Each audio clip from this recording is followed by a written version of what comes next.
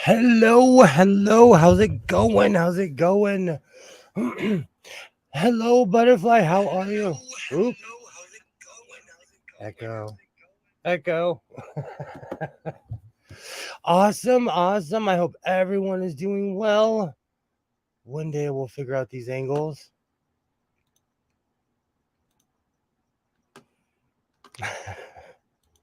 Hello, hello, butterfly. How are you?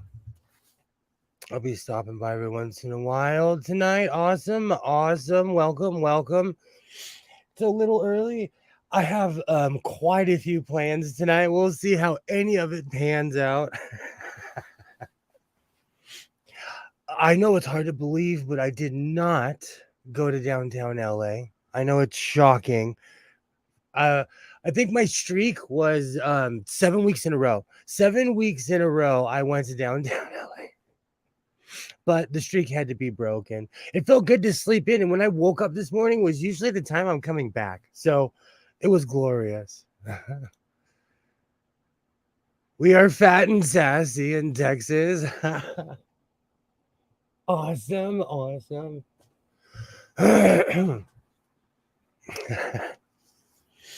You know what? Honestly, we're the same here. People don't want to admit it, but we're the same here. It's been kind of a relaxing day, and it's been a while since I've actually had time to like do things around the house and get a few things set up so it feels good. The temperature doesn't know what it wants to do with itself, but that's pretty normal around here. I plan on making a turtleneck. I have my shapes ready. I have everything cut. So I'm going to go grab my shapes in a second. Let me adjust my screen a little bit. The material that I'm going to be using doesn't necessarily need lining. So we'll see what happens. But first I have to thread my machine. I'm using Simplicity pattern S9 158. I'm trying to step away from the Mimi G pattern. I'm trying. So this is my attempt. But I'm going to spruce it up a little bit and add a turtleneck and see what happens. Awesome, awesome.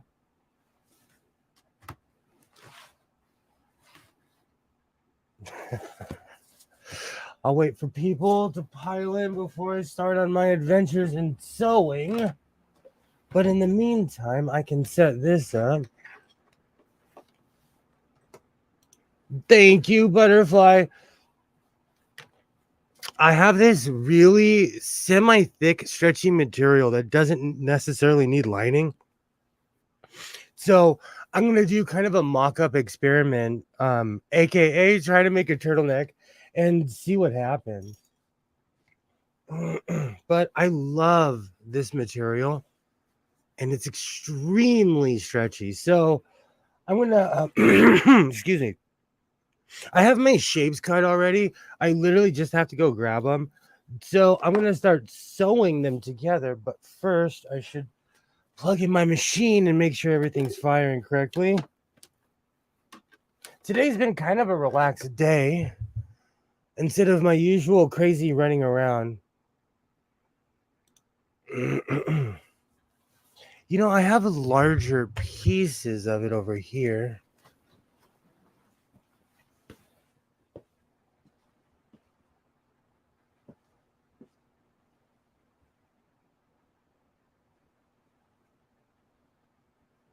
At least I thought I did. You know what? I'm going to go grab my shapes real quick.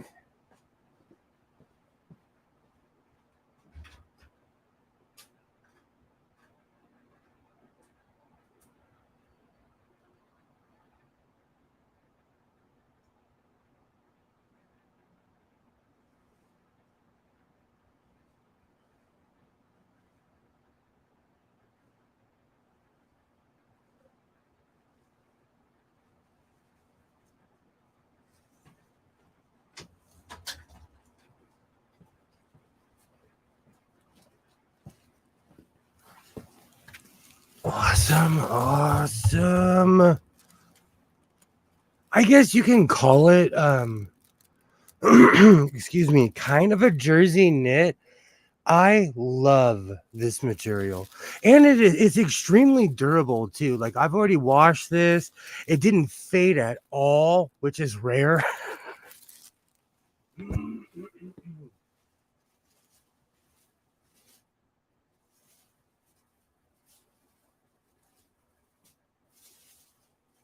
Oh, wow.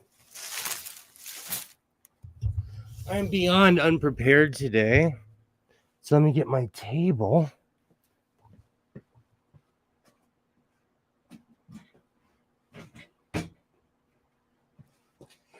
I don't know what I was thinking, but today I decided to go to Marshall's, and it was the strangest thing. When I walked into Marshall's, there was literally I don't know, like 30 people in line. Oh, okay. So I walked in and decided to walk out.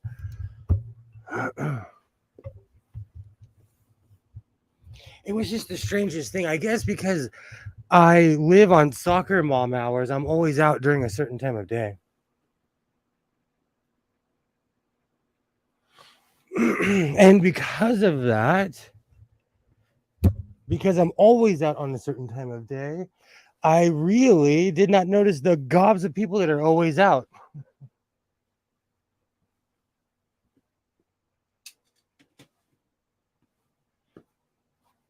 I'm used to the early morning crowd. So when I went to Marshall's, it was semi overwhelming with literally seeing like almost 30 something people in line. I was like, you know what? I am not doing this. And of course, I went to Ross and no one was in there. I was looking for fake Air Force Ones because like those shoes make me laugh, but they didn't have a pair. Oh, the turtleneck's gonna be awesome.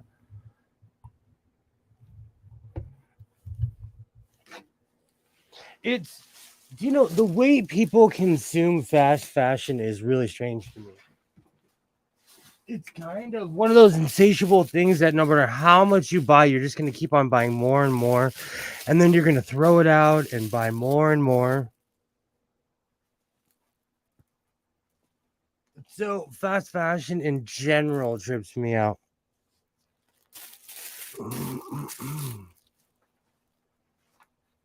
Hey, Pam. Hello. Hello. How are you? Yay. Hello. Hello. I'm not gonna line this material. This is kind of a mock-up, but also this is more of a thick material, like extremely thick material. So I'm gonna see how it goes. I'm gonna just start sewing and see what happens. And I made it a little bit small because I'm feeling adventurous today. And so we're gonna see if it fits or not. The base of it is going to be the easy part, and making the turtleneck is going to be the challenge. But I feel like with measuring and just sitting down and thinking about it, you can make almost anything with sewing. I hope everyone's doing well. It is a definite sneak peek into my closet. I will be attempting to go in there later and finish what I started, but I've really been making lots of room in there. So progress feels good. So I'm definitely getting somewhere in my never-ending closet. And I thought it was 2 years ago, but a year ago I donated over 200 or 300 shirts, and I think it's time to do that again. I think it's time to donate all the excess stuff that I do not wear so I can start all over, I guess. I have hundreds and hundreds and hundreds of shirts. Much like fabric, I collect all kinds of things. And I kind of exposed myself because I'll buy like two of the same thing. Or when I was in my extreme battle vest phase, I would take t-shirts and cut certain pieces out and like put everything together, and I have hundreds of black t-shirts that I've purchased over the years.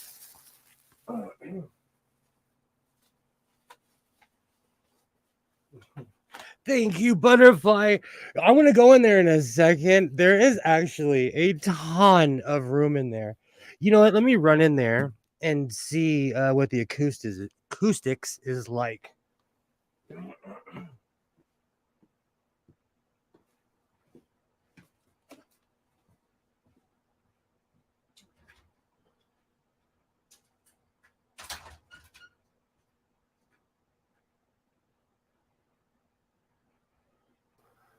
Awesome. Let me know if you can hear me. I have to find the volume on this one. I believe that's it. There we go. Let me know if you can hear me. The lighting is crazy in here because I didn't realize how dark it was until I started putting my computer in here, and it's it's light on my eyes, but it's bad for a computer. Thank you, Pam. Thank you. This microphone is absolutely clutch. But let me see how far I can get. I have a ton of room in here now. Before, I couldn't do this, and I literally could do the Watusi in here. The only real excuse me, the only real issue that I have this evening is what to do with all of my all my makes. And not all of my makes, it's just all of my jackets. Because like with my leather jackets and stuff like that, I can put them on hangers and put them away. But I'm slowly starting to lose space. So I think I'm just gonna fold them and put them in the corner here. But I have a stack of stuff. But I'm gonna run back. I had to show off really quick, but I'm gonna get back to this. I'm gonna run back and I'm gonna get back to what I was doing.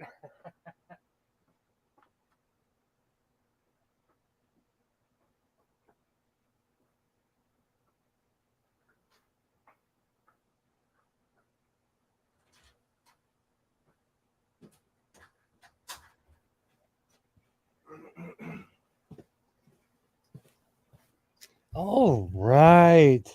Jackets take up a lot of room. Jackets do. They do.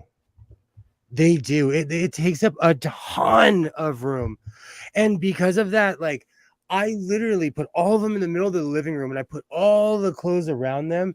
And I've been slowly putting everything around it away. So now I have this giant stack of jackets in the middle of my living room. But I totally have intentions to do something about it this evening. Because even with or without the live stream, I was making progress. So I'm gonna finish what I started. But this is a sewing channel. So I'm gonna make a turtleneck. Let me switch my angle. Clothes in general take up a lot of room, but jackets, especially the ones I've been making with the giant hoods, like I had a giant pile, but it's time to organize a little bit more than what I had before.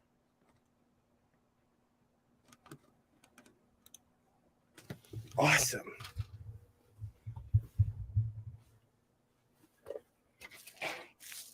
And last night, somebody was trying to be kind and getting me to sell my jackets. And I will eventually one day. But I'm the kind of person I'm more likely to walk up to somebody and give them to them, like, hey, you want a cool jacket here? You can have it.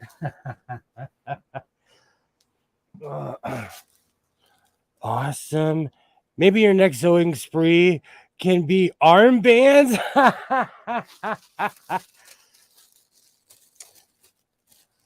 You know, it's funny. I have a weird collection of all kinds of things. And I found most of my hats. I have an embarrassing amount of koofies and like just frumpy hats that I've made over the years. in my quest to learn to teach myself how to make hats, all my failure. I forgot about every single failure I've had. And the cool thing is that I can see my progress over time. So I can see how much, how I'm improving in certain things and other things I'm not. All right. So since I'm doing this a bit unconventional this evening, I'm gonna line this up.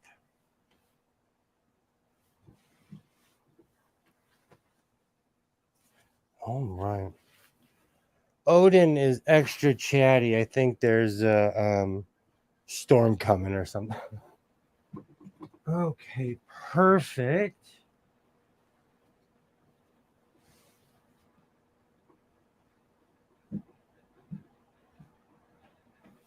All right. Because this is kind of Velcro-y, it's gonna take me a second to line it up perfectly.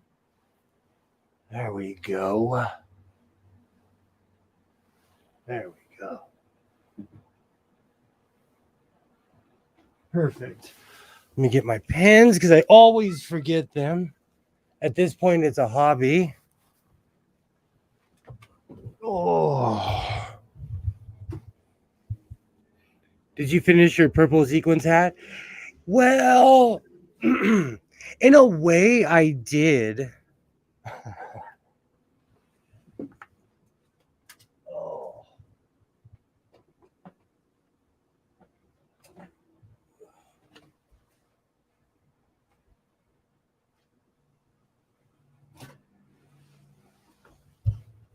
Never miss an opportunity to make a complete mess in here. We got a little rain in Texas. We went from crispy brown to pastel green.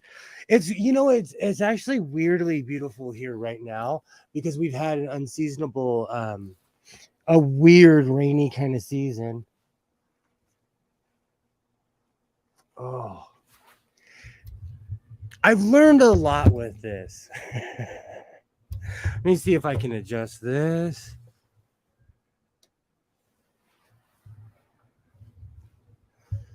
I learned a lot making this hat. So there's a few mistakes I won't be making next time, but this is pretty much complete. I love it. I love this thing. The idea of it, I love it. And I know I'm not the first person to make a hat like that, but I'm gonna act like I am. Like I was. I have a collections of different things also. I go I'm all over the place, Pam. I am all over the place. Lately I've been trying to stop myself with my collection of books because I'm on this new obsessive thing of buying sewing books and it's growing. What did I do with my pin cushion?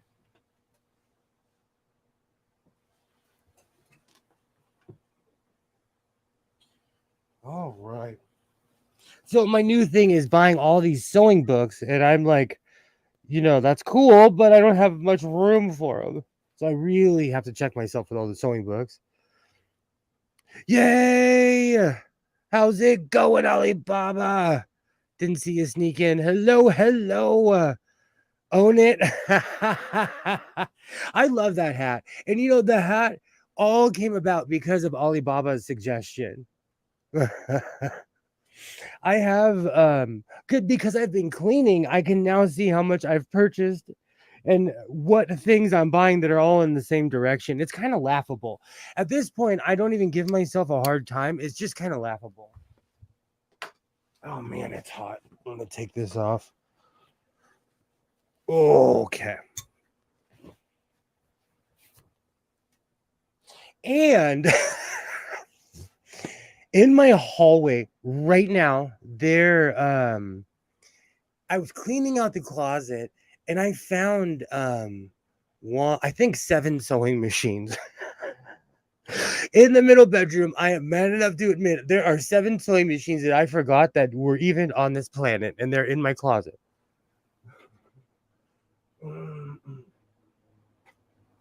Actually, I took a picture. I'll show it in a second.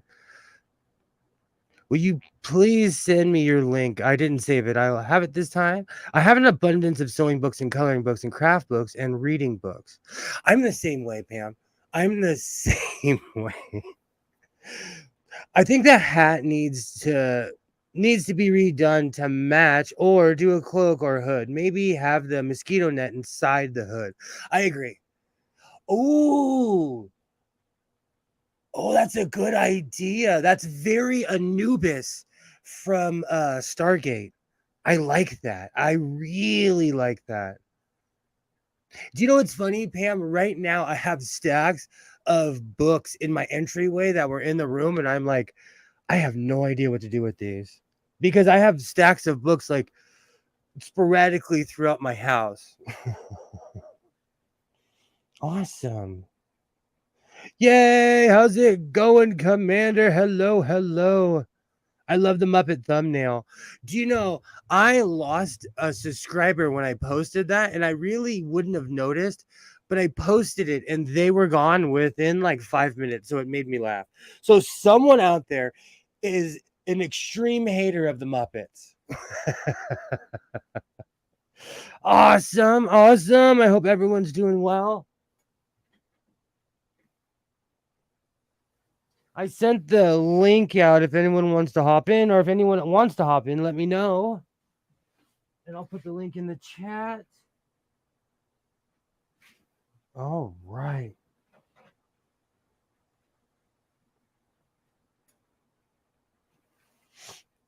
There's are some extreme Muppet haters out there. I like honestly, I love having a good time. This is what I was thinking. Or Darth Sidious. I like that. I like that. Anubis, I was obsessed. Excuse me. I was obsessed with Stargate up until I was like 38. I own everything that I could get my hands on as far as Stargate. And so the second you said that cloak with the hood, it reminded me of Anubis. All right. Let me pin this and then I'll wind my bobbins red, which sounds a lot worse than what it really is.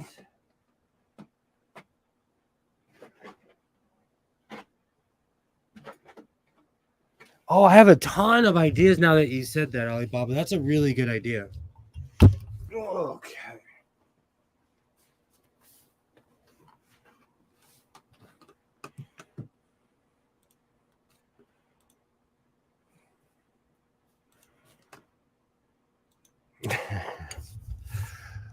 Awesome. I have to dispatch early in the morning, otherwise I'd come up and you're done with short streams over on my channel, and they need to learn how to speak more clearly. Trust me, I mumble. I had to learn how to open my mouth. Still to this day, in a weird way. I do too. Anyone who hates the Muppets isn't worth having around. I agree. That's why I was like, are you kidding me? So true, Commander. I agree. You know, people are this is what I tell anyone who's on YouTube, is that like YouTube is one of the most fickle things on earth because human beings are on it. So, we'll have a good time, enjoy each other's company. But I'm not gonna try to figure out why each person takes off. Tonight, I'm gonna be making even though I already said it, simplicity pattern S9 158. I'm trying to step out of my my Mimi G box. All right, let's plug in the brother. Gonzo is one of my favorite Muppets. Mine as well. I am of that age where I used to watch Baby Muppets. I was obsessed with that show. I love the Swedish Chef. Yes, watched that yesterday. Absolutely. Do you know what's funny? The clips pop up, and all of this, the thumbnail came to life because I'm constantly watching sci-fi clips on YouTube.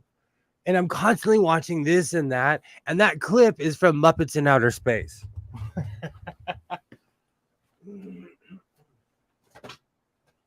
I'm sorry. The picture is from Muppets in Outer Space. And that was gross. Where's my thread? Because the algorithm is constantly trying to, feed you things and say, oh, you should watch this or that. And it led me straight to Muppets in Space. Okay. So I don't know about anyone else, but I hoard these. I hoard these things, and they're not necessarily hard to come by, but in my area, I have to drive over like 20 or 30 miles just to find a black spool like this. Oh, right. Perfect. All right. I think I have over time, I accumulate just a ton of clutter around my sewing machine. And I have every half-used bobbin you could possibly think of. Okay.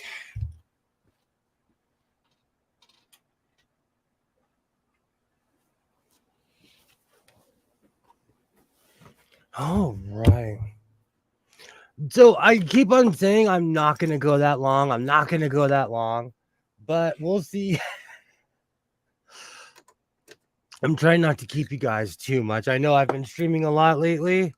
So I'm going to not keep you too long. All right. Perfect. I've always fascinated to me how dudes can sling around a sewing machine like like a box of Kleenex. Um with practice, I work out. Literally, I grab my 1906 Singer and do curls with it. And I wish I was kidding when I said that. So these guys are light compared to my 1906 Singer.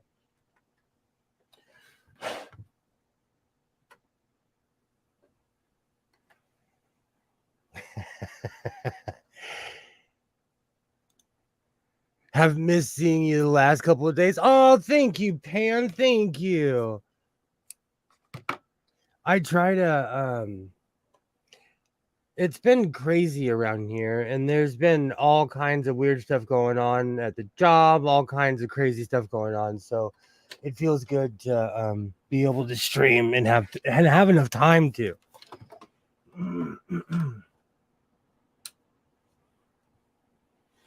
Awesome. Oh, thank you, Pam. Thank you. I miss your streams. 225 subs continue the the grow, knock on wood. I know that feeling. That's why I have to stop looking sometimes. All right. Perfect. Let's see if I can do this. I really need to get back into streaming and videos. Do you know what's funny? Like I just released my first video in a month, and I released it and I was like, what's taking me so long? I've fallen in the groove of doing lives. I absolutely love doing this, but like my pre-records is what got me here in the first place, So I've kind of it's easy to fall in and out of the groove of pre-records.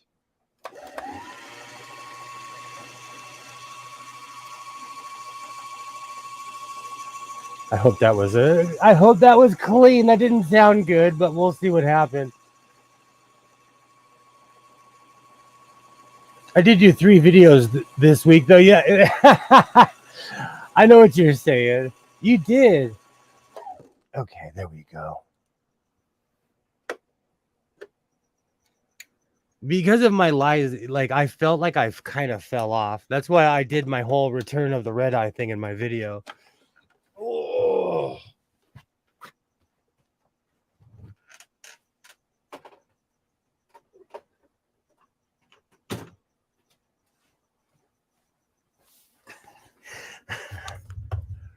awesome.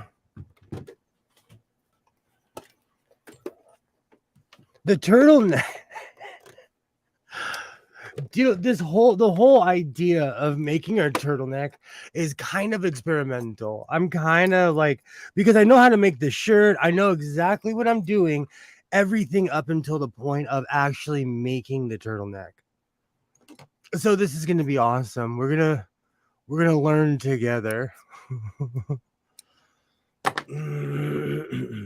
No worries, Alibaba. Mainly because I couldn't combine the two videos together. I recorded on the wrong computer. Do you know what's really funny? If I put any of my information into the computer I'm pointing at, you can't see. It takes like literally 3 hours to upload. And I don't know if you could hear the terror in my voice, but I will never do that again. Hey, trees, how's it going? Hey, Joy, hello, hello. Yay, hello. Joy, I hope you're having a good evening. Hello, hello. Hey, Pam, how's it going? Hello. Oh, trees, how's it going? I was pre-gaming really hard. Yay, how's it going? Yay. Hello, hello, Joy. You'll do great with the turtleneck. Thank you. Thank you. Do you know it's the material that kind of inspired me because I'm from that era where, I'm from the turtleneck era. And I remember being like, oh, I hated them as a kid. And as an adult, it makes me feel classy. Hello, hello. I got suckered into working an extra hour. Well, as long as you got paid that extra hour, that's okay.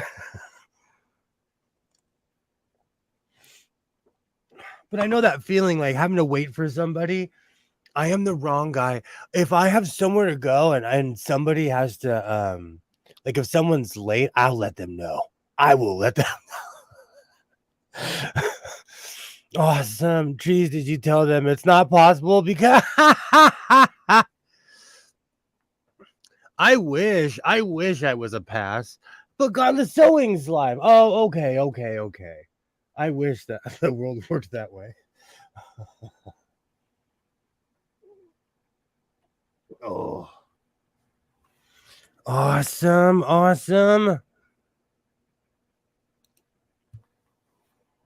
Having to wait for people sometimes is the worst.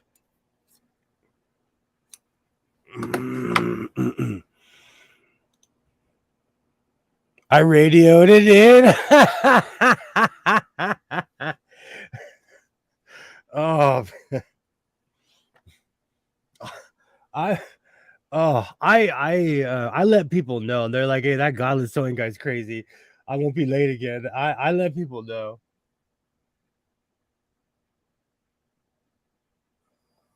All right, perfect. Who needs a needle threader when you? We are needle threaders. It's as sewists. All right, perfect.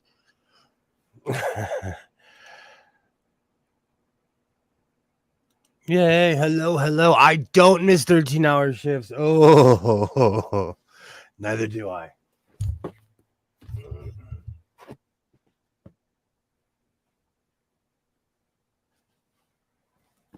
All right, it's getting hot in here, so we'll throw a hat on. Yay, how's it going? Yay, welcome back, Alibaba. I'm about to start on my turtleneck right now. Let me get all my distractions out of the way. You know, the crazy thing about having a desk is that all I do is pile all the junk I do not need on here. It's a weird game of Tetris of like going back and forth all day of the things I do and do not need on this desk. Do you know, only to a certain generation when I reach a certain impasse in certain situations, I, as a grown man, will look at a stack of boxes and I start going doom doom doom doom doom doom doom doom doom doom. I did that yesterday in my closet because I was like, oh yeah, I forgot about all these boxes. Tetris is a life skill. Being able to put stuff in being able to maximize space is a life skill. And now I have the Tetris song just blasted in my head. All right. The beautiful thing with this is that it doesn't matter if it's inside out or not, because it's the same material on both sides. All right, let's start sewing and see what happens. Doom, doom, doom. All right. So I hope everyone's having a good day. Okay, so I was saying earlier, I rarely go to Marshalls or anything like that. It was shocking to me when I walked in and I saw literally like 40 people in line. And it reminded me where I live.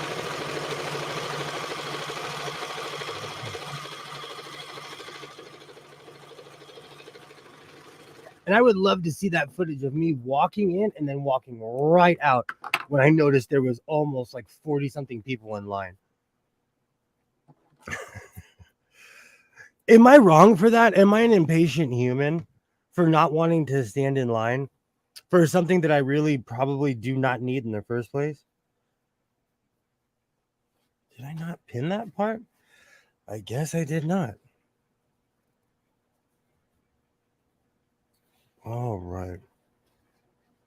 But like I said, because I'm always out early in the day on my soccer mom hours, I did not realize how many people lived in my town because I'm always out early in the morning and no one's up. All right, let me pin this.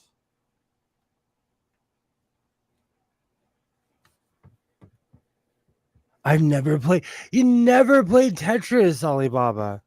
I had the first Game Boy that was like a brick, and I would sit there and obsessively play Tetris. I loved that game. So when I reach certain impasses, it just makes me laugh because I'm literally singing the Tetris song.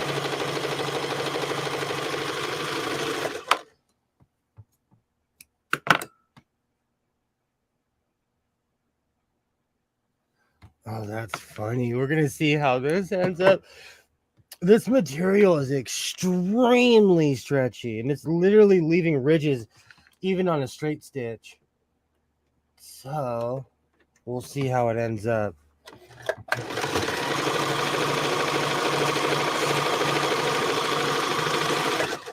Oh, I know I missed that. Oh, I missed on that.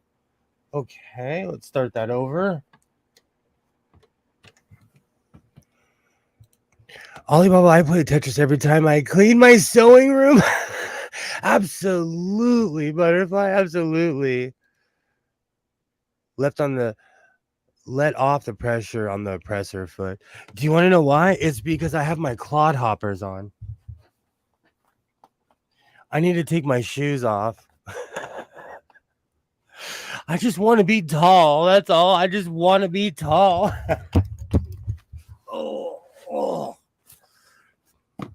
I have hiking boots on, and that's probably one of the reasons that I'm like slamming down on the.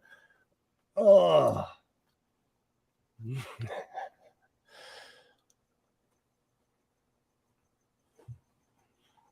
Oh man.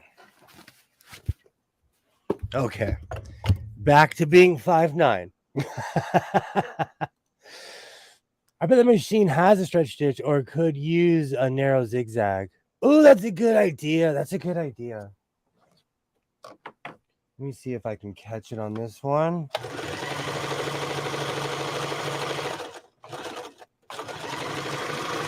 There we go. Perfect. Perfect.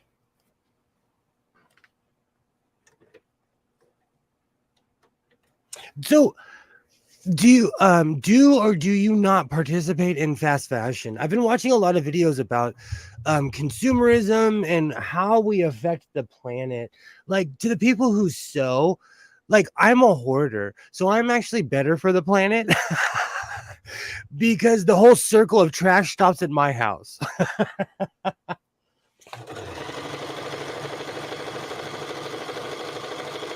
And do you throw your clothes out annually? Like I do not. I'm not the kind of person that would throw a piece of clothing away. I would refurbish or recycle it or patch it up or turn it into something else.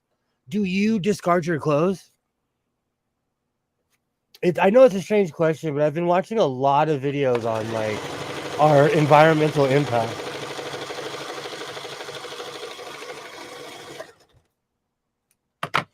All right, let's see how it looks on both sides. That's it's a strange material, but I really like how it holds. I do not feed into the fast fashion. I wear mine years and years, same. That's why I have amassed such a massive collection. Like my house is literally where it goes to stop. Yup, patch, then cleaning rags. Exactly. Oh, it's really funny. I had to go through my rag pile because it was just building and building. And I was like, oh, I need to take some of this to the job or something. Same thing. All right. Because there's countries in Africa that are now making it illegal to send old clothes there because they have so much. They're burning clothes in the Gobi Desert so much that you can see it from outer space. You can literally see this giant fire from outer space. I love the term cabbage.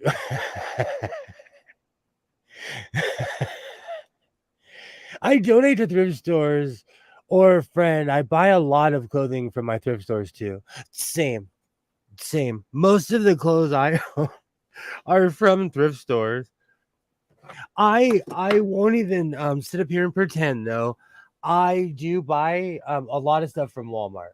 So like unfortunately their jeans are considered fast fashion, but I wear them until they disintegrate. Ugh. Laugh out loud, shredded cabbage. It's just weird to me. Oh, I see what you're saying about the stick. I see exactly what you're saying because it is jumping kind of because this material has ridges. All right, let's try with a really tight zigzag. Okay.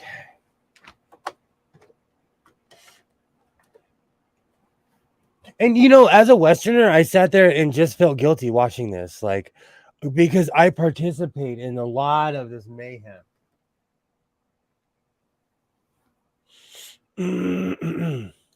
If you choose to buy in retail stores, if you choose to buy from retail stores, I only buy sales or clearance.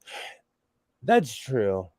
My thing is, because I know the quality of a t-shirt, like sometimes like the Pro Club, there are certain brands of shirt that are a better print than stuff they sell for $20-$30.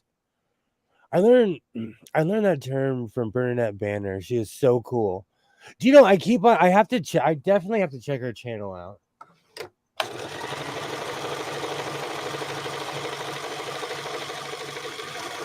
And I was totally doing that, that Western thing of feeling guilty. But what can you really do? Like, I do my part. I recycle everything. I am literally the refurbisher. On the side of my house, like, I take apart old pieces of furniture and reuse the wood. I don't know what else more I can do,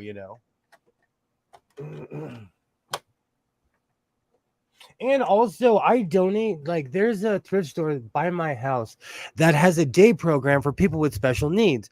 On my side of town, they have that, but deeper in Los Angeles, they do not necessarily have that. So I'll donate to that place because I know it's going to a cause where they help people, literally hand to hand help people.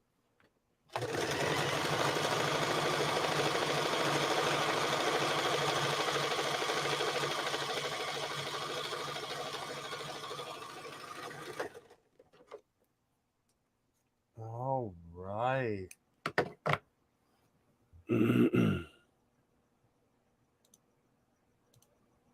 I've never been to a fast fashion person in my life. I wear out all my clothes. My thing is, I wear a lot of work clothes because they're more durable. Because during the day, like I'm into all kinds of stuff. Butterfly, she is cool. I've loved it when she visited Mrs. Combe at Audley End Historical House in the UK. That's awesome. I'm definitely gonna have to check that out. Let me move my camera. And I'm not trying to guilt anyone. I'm not trying to make anyone feel bad, but like, um, it's weird. Fast fashion is such a strange thing. I will have to watch that episode. You know, I go back and I look up all these people, so I will be watching this evening. All right, let me move this out of the way. One of the reasons I'm not lining this either is because it's an extremely thick material.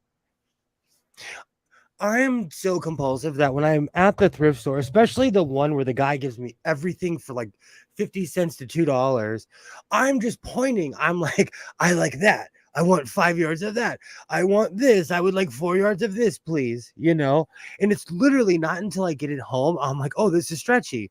Or in the one case of the dud, oh, this is stinky. And for all concerned, I still have the stinky material, but I put it in a massive Ziploc bag.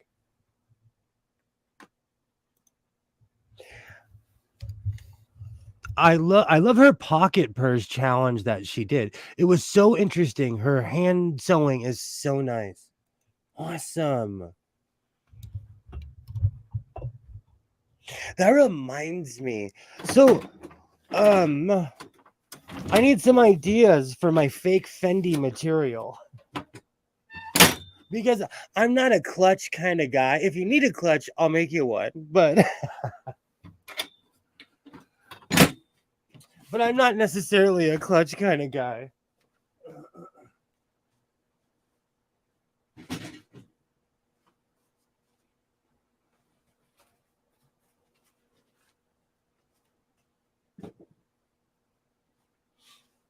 But I was thinking about using the fake Fendi for like the inside of a hood. I have a million bad ideas for it. I like that big sign in your last video, 99 cent a yard sale. The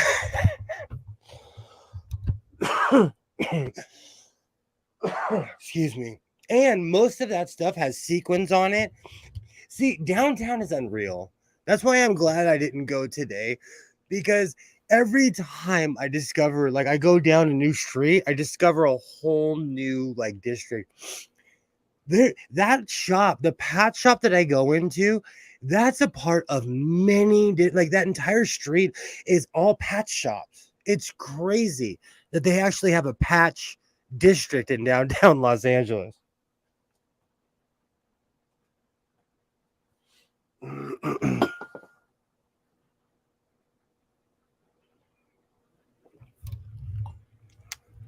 Which makes sense because that's literally where they make it. So why not have it available when you're literally the source? All right. One of the reasons I'm going off about fast fashion and stuff is because I've been going through my closet and like, how much stuff do we collect, over time, Odin is going off. I fed you, cat. I fed you. Oh. Odin is under my truck meowing at something.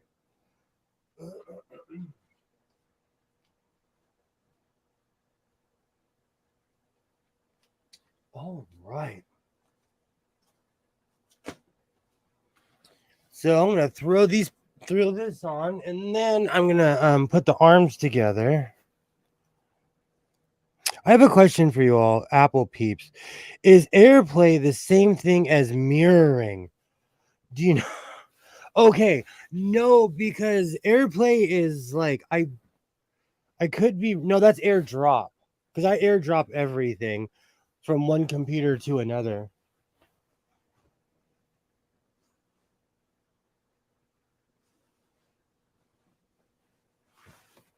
Oh, this is gonna be perfect. It might be a little tight, but that's okay. Oh, I love the stretchy material. Mirroring is like when you have your screen is plugged into another, or you're broadcasting to like another television. Or I'm sorry, to another screen. I say television because I'm old. All right.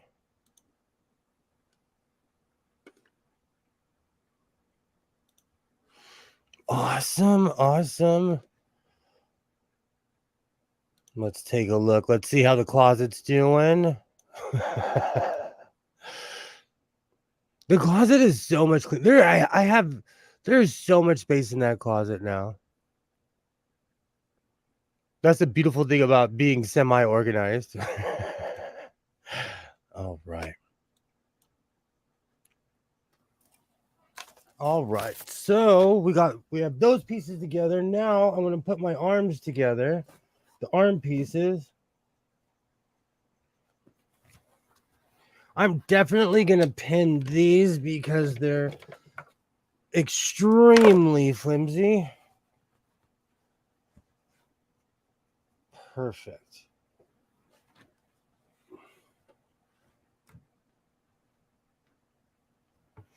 All right. Racks and racks of clothes. Some people dream of this.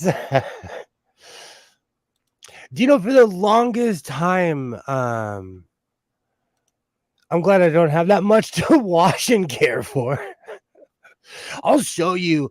I do not play. I have mothballs in the corner. Like I do not play when it comes to that room. Plus, I'm like weird. I'm weird about hygiene to begin with. So, like, there's mothballs in there, and it does not smell like Grandpa's closet. I have all kinds of air fresheners in there.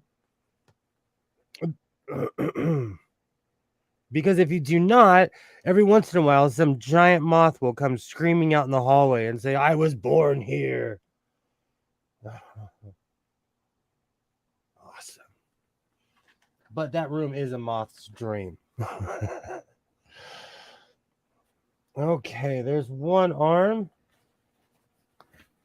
Do you know the funny thing is I've accumulated that over time. It's not something that like just came to me overnight. And it wasn't until I that room was always kind of my closet slash you can't live here room. But it wasn't until 2020 did I really like start going in there and reading and having that much clothes up against the walls, it dampens the sound. So I literally cannot hear when I'm sitting in that room, which is a good thing sometimes as a parent.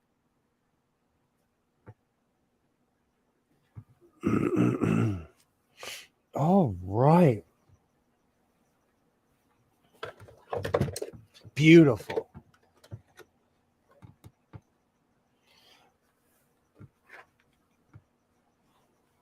But yeah, I have a ton of clothes and I always end up wearing like the same thing over and over.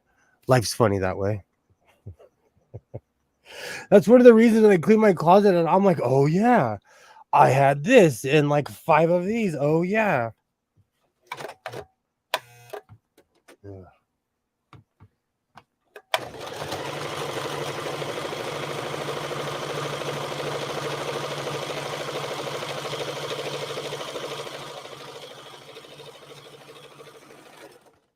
Perfect.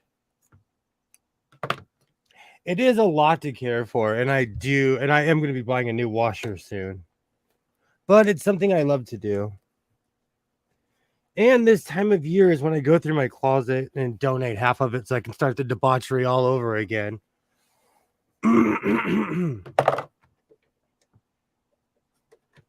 Which goes back to my whole fast fashion thing of like, where's that line?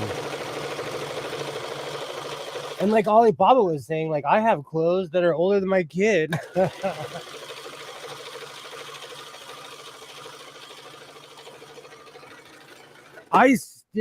I have an Albert Bell jersey that I still wear. For anyone's familiar with 1996 baseball. All right. This is going to be awesome. Okay.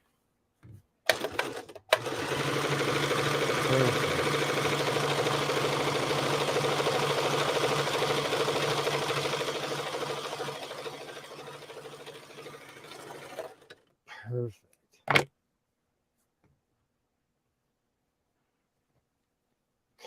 Do you know, and that's another reason why I keep a lot of my stuff, because where is it going to go besides, like, if I donated, if it's unwanted, it ends up in a shipment somewhere, going somewhere where the people end up suffering because of the amount of clothes that are there, you know? And that's one of the excuses I use. Oh, that's a tangled mess. All right. And you know, with Western consumption, there's no like right or wrong anymore because we still have to live our lives, you know? Yes, I'm a consumer and I'm trying to make excuses for it. I think that's one of the kicker was when I was watching the video. I am one of those people who goes out and buys. No, I do not participate in fast fashion, but I buy a lot of stuff. I buy so many sewing machines that I'll go to certain thrift stores and they're like, "Oh, everybody's buying sewing machines." And I'm like, "It's just one person." But it drives the price up because they think, "Oh, everybody wants sewing machines." And it's literally me buying a sewing machine a week.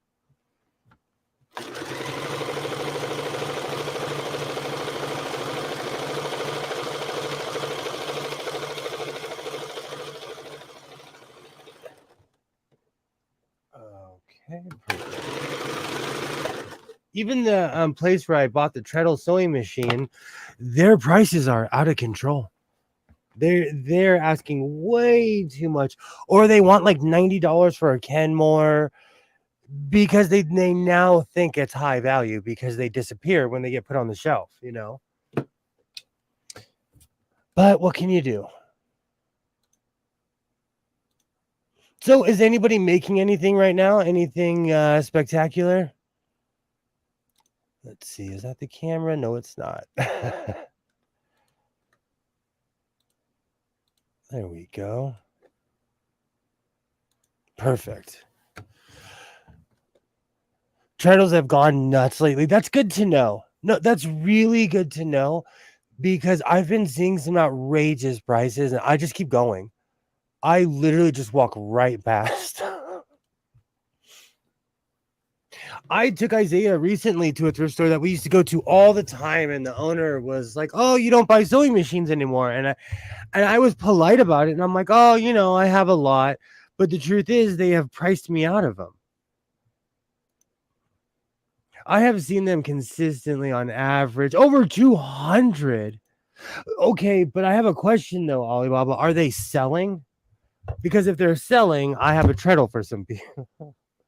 But if they're just people just asking for that price, then that's sorry, that's crazy. But if they're actually selling, then that's completely different, you know?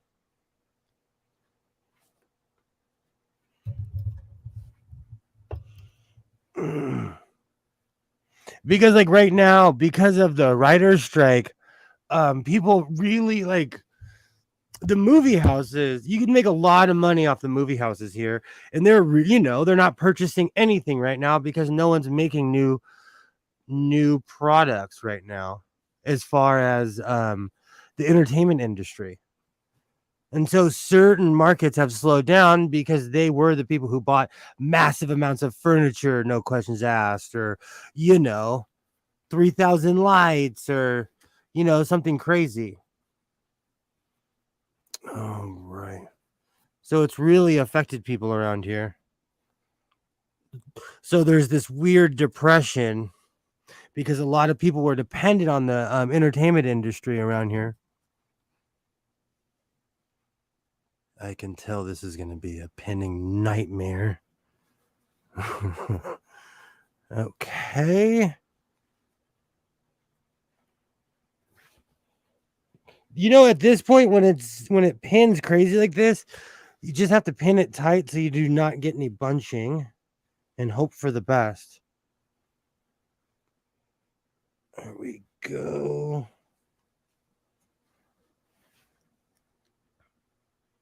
I think that's crazy. They're like, almost every treadle machine behind me and all my 1950 singers and down, I've paid less than $40 for them.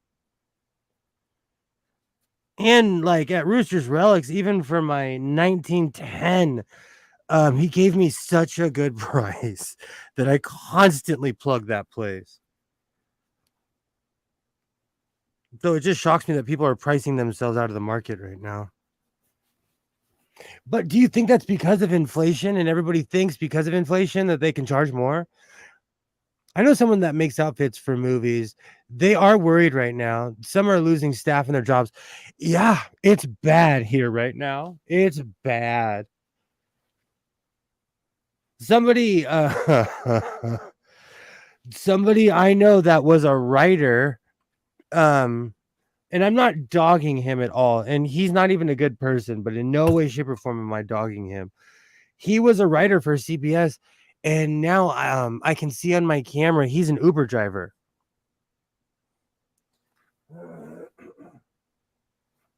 And I'm not dogging him at all. Like, do what you have to do. But he saw it coming, and he literally started just doing massive amounts of Uber. Times are hard. Yeah, and who knew that the entertainment industry would fall under like this? But times are hard. And it's really funny? In the beginning of all this, I was really harsh, and I was like, you know what? Don't feel sorry for these people, blah blah blah. But I feel bad for the everyday working people. This is even with people selling their mask sewing machines. Oh, if someone ever said that to me, I would laugh. Oh, this sewing machine is made for masks only. This is a specialized mask making machine. Oh, I would laugh.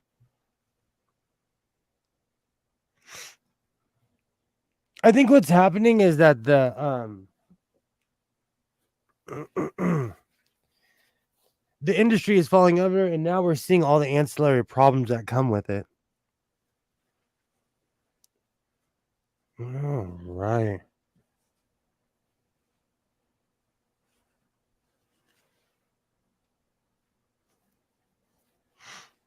But who knows? Maybe the strike will be over and everything.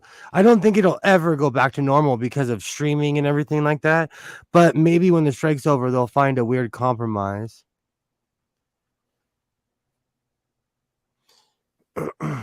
Quite honestly, the privatization of everything has ruined television in general. But it's just sent me back to finally finishing my Star Trek books.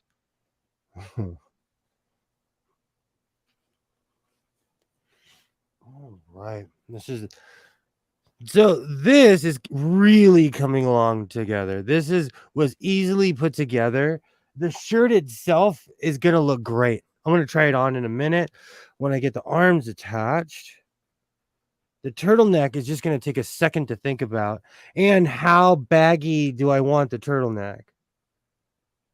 Or do I want one of those Return of the Mac super tight UK turtlenecks? Oh, right. Perfect.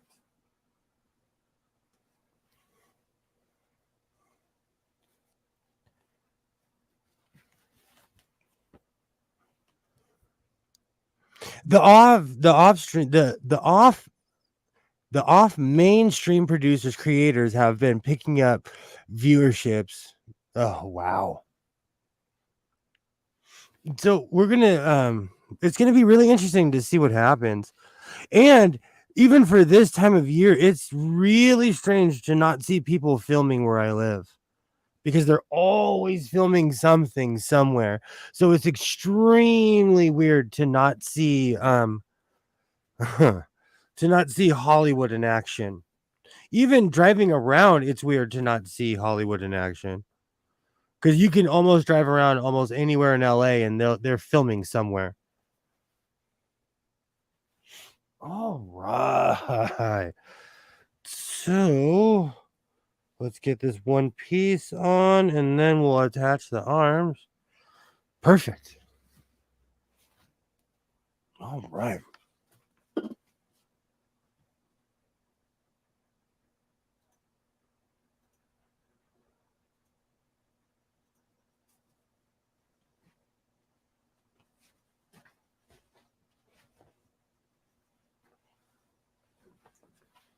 Oh man, it's already a mess in here. Beautiful. All right, let me grab this.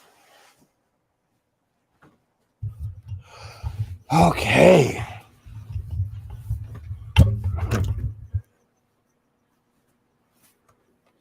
Awesome. I have red thread everywhere. I used to have a UK Canadian Commando black turtleneck. It got stolen from me. That's the worst. I had the matching short. Ooh, that's awesome. Also stolen.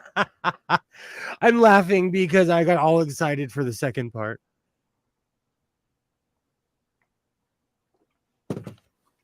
You know, the whole reason this started is because of the material, but also like I do not have warm clothes like I used to. I've been going through my closet and I am a desert dweller. So I need to step my game up a little bit. Rex Harrison had the same look in the movies. Oh, Orca.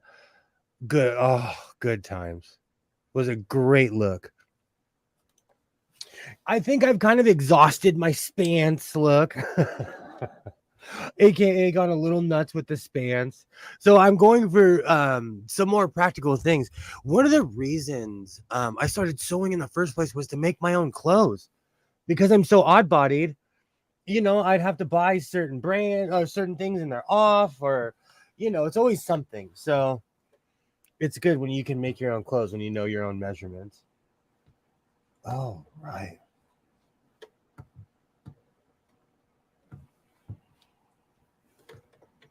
Perfect.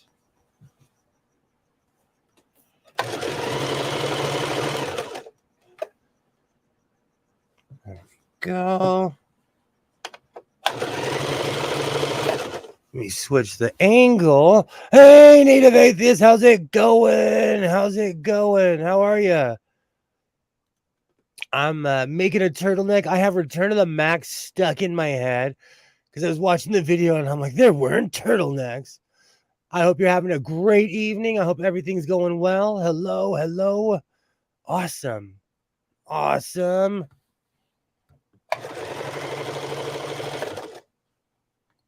All right, I'm almost done with this. All right, we'll come back to that side. Yeah, today I decided to take a day off because every week for the past 7 weeks, I've been fighting traffic. I've been going downtown and I've been having a good time, but like it's starting to take its toll. And I need to start using all the crazy stuff I've accumulated over the past 7 weeks. And it doesn't even feel that long, but it really has been.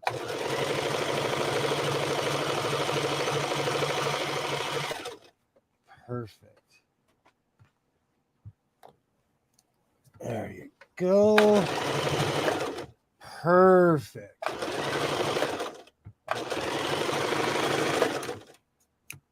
Awesome. And like I've purchased so much from downtown recently. It's time to actually start making stuff. I was kind of on the hunt for a vest today, which made me laugh because I have all these new patches. But I'm gonna chill out before I make another battle vest because I have quite a few. Quite a few.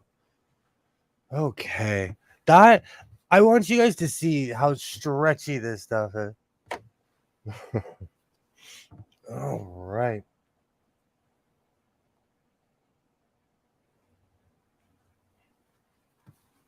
There we go.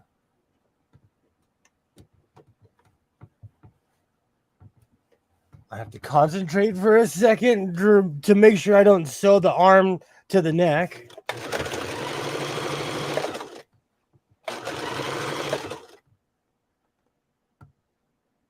Ooh.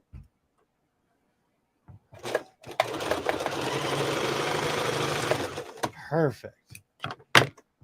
All right.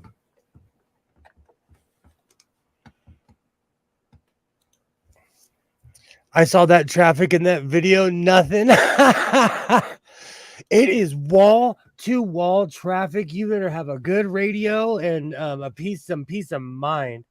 It is no LA traffic is no joke. It's weird because you could see people having meltdowns too. It is no joke because you end up just being stuck in your car, and you better really like yourself.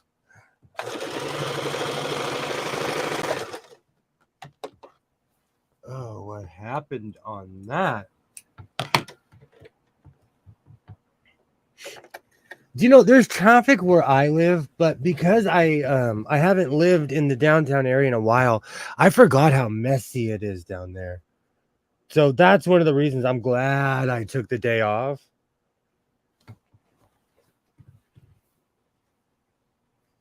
Okay. So let's cut all this off.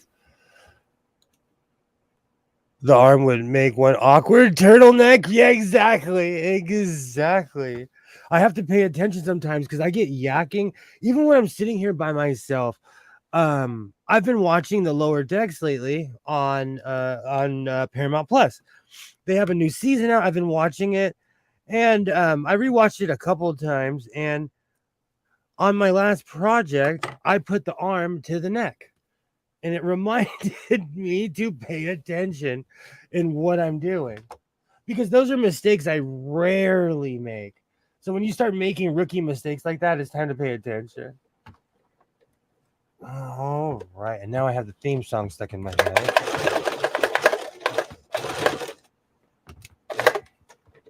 Perfect. Perfect. All right. I hope everyone's having a good Saturday evening. Like I said, this is what I would normally be doing on a Saturday night. I'm a single parent, and during the week I talk huge. I'm gonna go do this and this, and then I end up sleeping in. So I thank everybody for tuning in and watching me sew this beautiful turtleneck because this is the excitement for a single parent on a Saturday night. Good times. Good times. Oh, this is gonna look great too. Perfect. Perfect. I'm getting better at not running pins over because everyone constantly reminds me as I almost ran over a pin. All right. Let's see how this is going to turn out. I just have Return of the Mac blaring in my head because I'm stuck in a certain era. Do you know, are you guys, is anyone out there stuck in a certain era? Like me, it's the early 80s and the 90s. I obsessively listen to like Midnight Star, Shalimar, the OJs.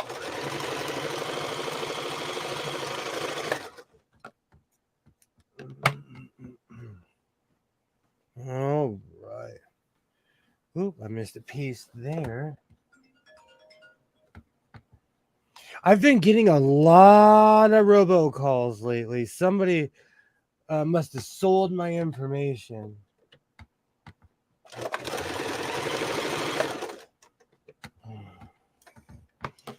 All right.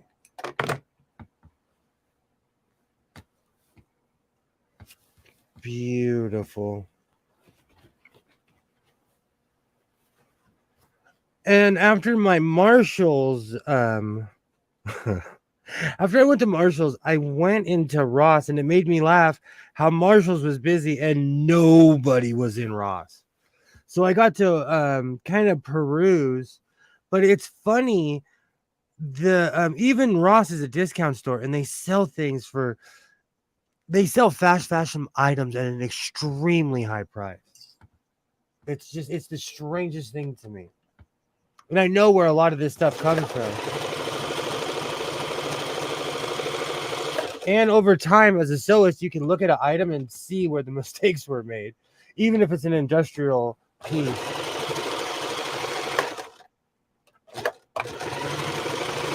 All right.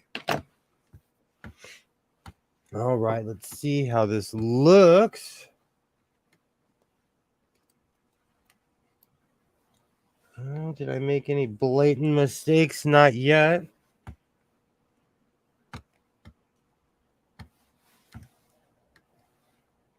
Oh, wow.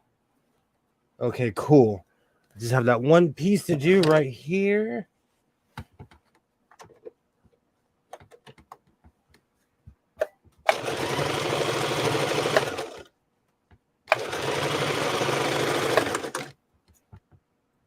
Beautiful. Check my notes.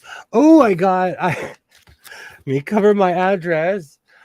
I got this this month's Scientific American. Will humans ever live in space? We have to stop fighting each other for that one. All right. So let me do this really quick. Let me take a deep breath. So today is Batman Day, National Cleanup Day, National Dance Day, Collect Rocks Day, Feast Portland. I've been there. Great time. International Coastal Cleanup Day, Ozone Preservation Day, International Eat an Apple Day. Today is Red Panda Day. Also, it's Mexican Independence Day. Today is also Choose Your Chocolate Day, National Cinnamon Raisin Bran Day, National Gymnastics Day, National Play-Doh Day. Today is also National of course I messed up on that one. Today is National Sew a Jelly Roll Day. Also, today is National Step Family Day. Today is also Tattoo Story Day.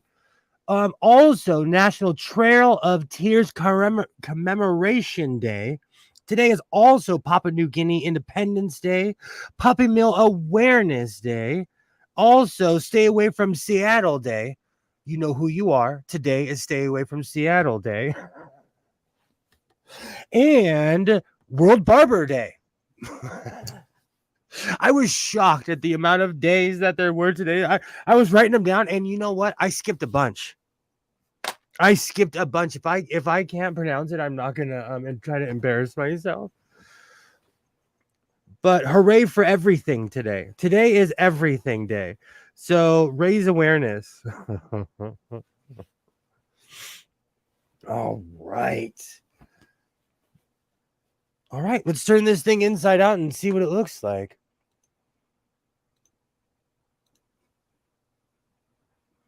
Whoops. Wrong piece.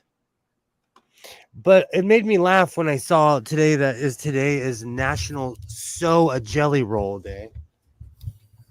It kind of applies around here, but I'm not a jelly roll fan.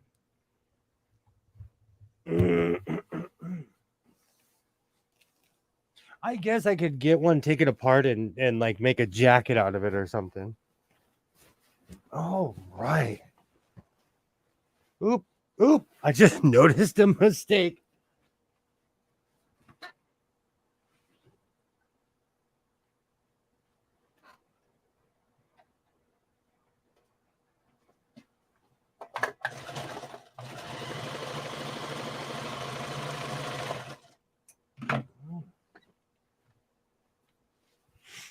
All right.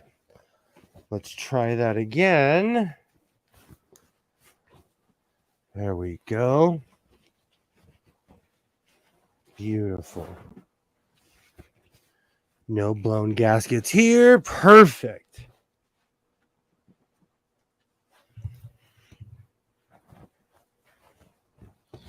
All right. So while making the turtleneck, I gotta now.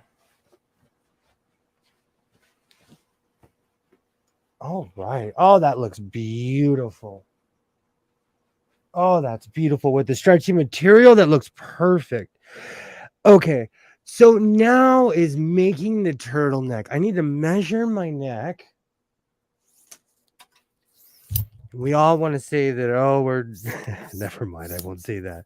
So let's see how big I want this turtleneck because I'm going to make it godless sewing huge. Okay. So about 4 inches. So I'll make it about 8. Well, I'll make it about 9 so I can flop it over in half and have 4.5. Perfect. Do you know? So last night I was cleaning and I had 2 55-gallon black trash bags of scraps that I found. What I do is I take old like bags from the store and I'll put scraps in them. I have an embarrassing amount of scraps. Oh, make a 1970s turtleneck style over length. I was thinking that too. So should I go like 12 then? Because the other one did seem kind of, I do make everything humongous.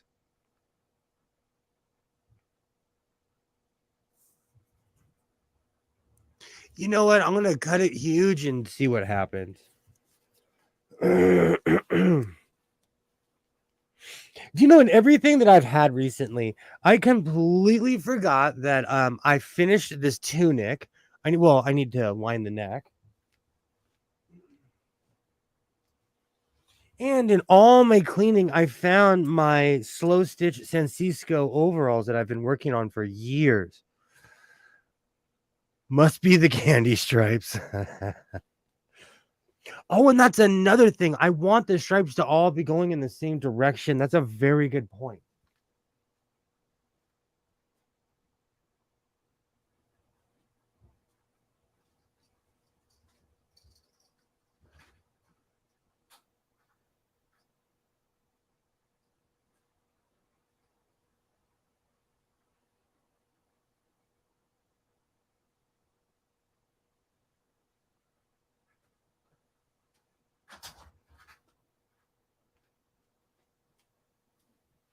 I had to remember where I kept all this, where I was like, where is all the fabric?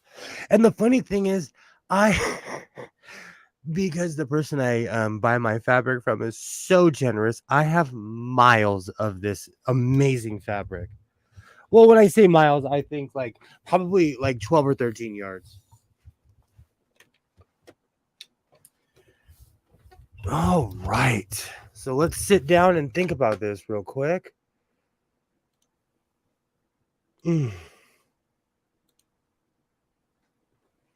Wrong camera. And the one thing I didn't do is measure my neck.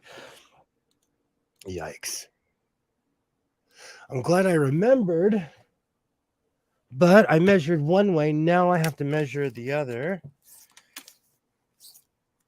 And because this is stretchy, I can have it kind of tight, but no one likes things choking around their neck. Well, I'm not the kind of person that likes something choking around their neck. So that's 16 and a half. I'll make it a little bit bigger. Let's see how that fits. Oh, that's huge. That's a little too big. Let's see what this is. 16 and a half. Okay. So that's too short. I'm going through my scraps to see if there's a piece that I can use. That might be perfect.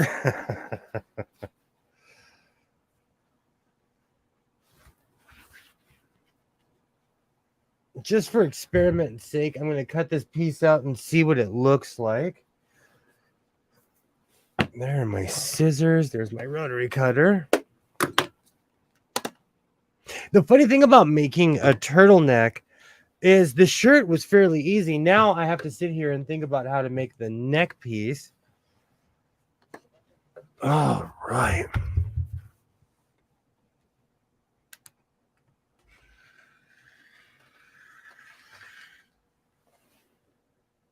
That's my eagle eye cutting.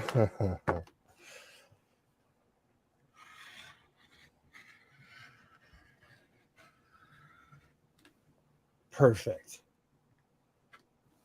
All right. So this is kind of a weird mock-up just to see what it would look like. But let's see how much space I do or do not need.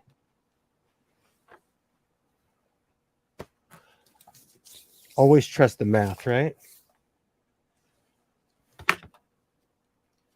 All right, let me cut this excess piece off here.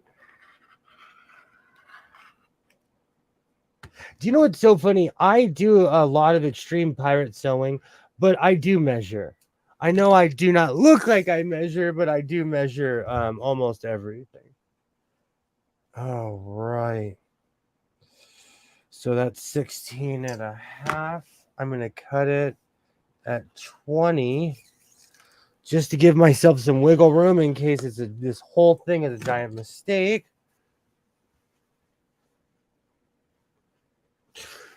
I'm like, oh, it's tight. It's because I literally have a vest on over it. Oh.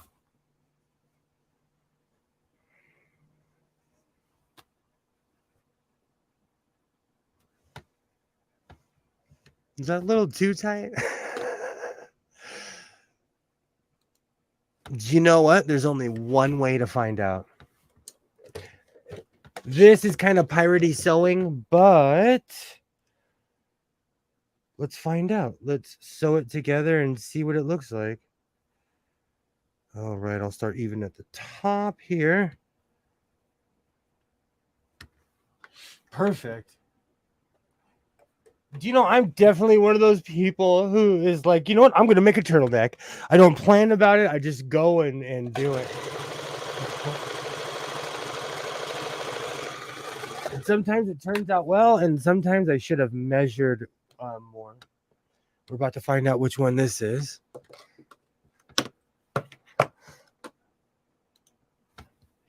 You look like you have a 2-inch overlap. Okay.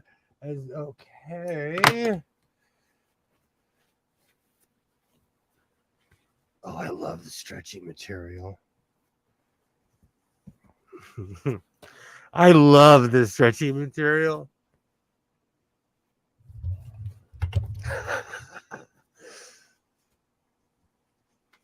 Let's sew it. Let's sew it and see what happens. Oh, this is going to be a laugher. This is my complete guess at making a turtleneck. But we're only an hour and 35 minutes in, and I'm almost done. So let's see what happens. Are you turning down the top? What do you mean?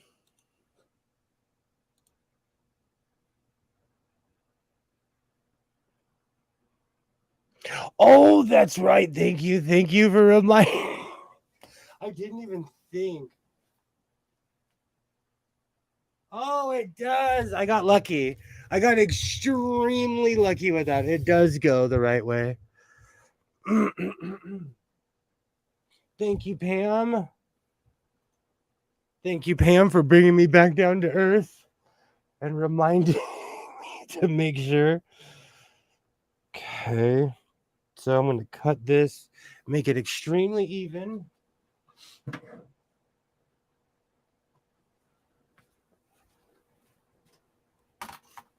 Of course, I have my sewing supply spread all throughout this room.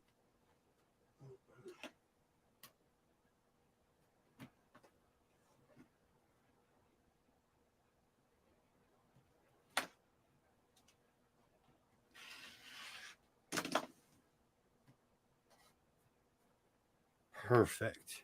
Absolutely perfect. If so, turn it. Oh, and so on. Yes, yes, yes. Okay, now I see what you're saying. I agree. I just like the way it looks, even without the turtleneck. This is such an amazing material. I might make another shirt tonight. When the stream's over, I might just make another one of these. This is an amazing material, and I need to fix that. That's why it's always good to review.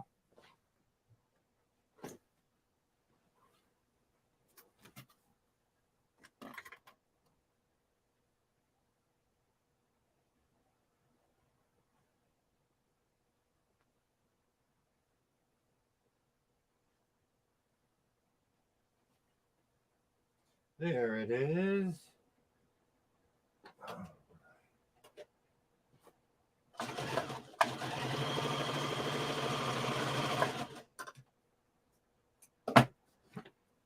Beautiful. Now, laugh aloud. Yes, it does look good without the neck. I'm like, do you know it's funny? Like I said, like I compulsively buy materials. I just point and buy it. But once I got this home and started looking at it, I'm like, this is amazing material. And it's soft and it's heavy. And I got it for a really good price. And I know a place where there's 40 something more yards of this just waiting. Oh, right. So seams out. Perfect. I want this part on the bottom, this part on the top.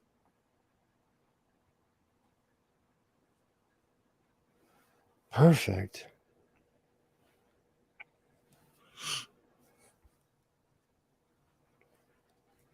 I have some experience with stretchy material over the years. I've worked with a lot of different material, but the more and more I find material like this, I fall in love with it because it's even though it's a bit tricky to work with, it looks great.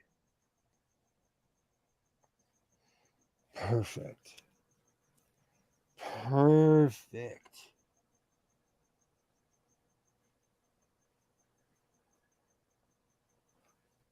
And I'm impressed with the quality fabric I'm getting from downtown too. Because when I was the show that started all of this was kind of joking, and they were like, "Oh, this print is extremely Santiali," but then they were talking about the practicalities of how they can make all these amazing things because they go downtown and the prices are so low, and they were right. Even with the gentrification, the prices are still extremely low. Well, compared to anything that you would buy like in the city, well, in the suburbs, because I'm going to the heart of the city, literally. Oh, perfect, perfect. And that's the one thing about downtown that it leaves enough meat on the bone where I can make these extravagant things and not spend hundreds and hundreds and hundreds of dollars making it. Where it makes it fashionable. And it's still cheaper. This is cheaper than me buying a fast fashion shirt because I could, for the amount that I spent for this, I could I could I could purchase one T-shirt, or for the 11 yards that I purchased, I could make a ton of T-shirts. Oh, right.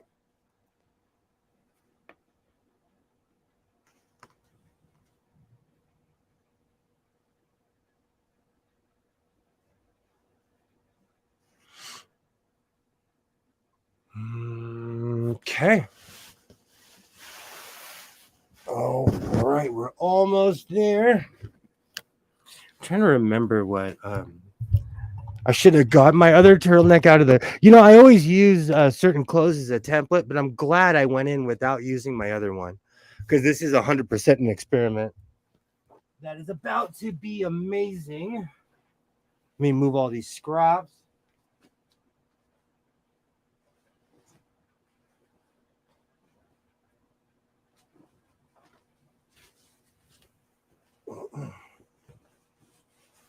Beautiful.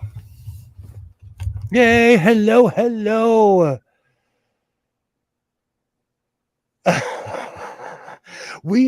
I am actually sewing the neck on the turtleneck right now. Yay, hello, hello. Where's it? Yay, hello.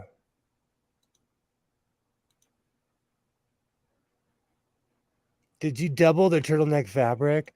It's extremely thick. It's an extremely thick fabric that I didn't even line it. It breathes, it washes well. I'm really impressed with this. And like I said earlier, this I got from downtown LA, and this is quality fabric. Like 100% quality fabric.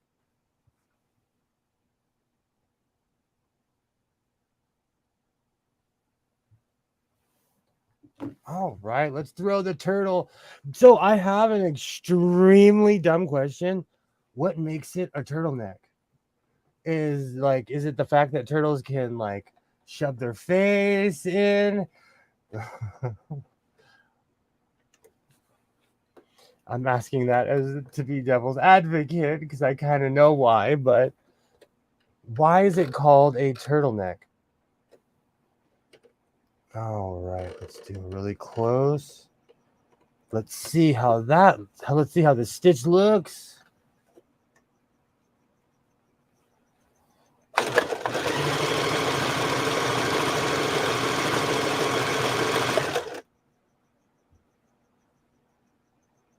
We'll open it up a little bit more. There we go.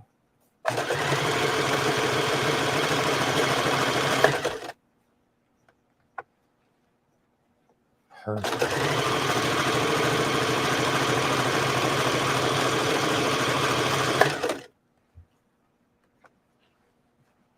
Beautiful.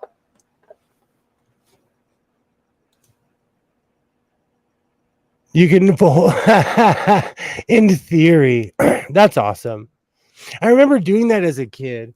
It makes me laugh because I wear a lot of turtlenecks as a kid. So as an adult, I was like, oh no. Then I got older and I'm like, we need to bring back the turtleneck.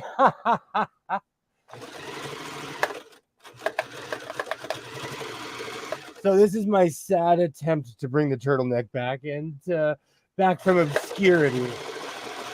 But I don't know. Do people still wear turtlenecks? I would imagine they're extremely practical. I'm sure in the Navy they still wear turtlenecks. I don't know. Maybe I just watched too many movies. All right. Oh, this baby lock is perfect.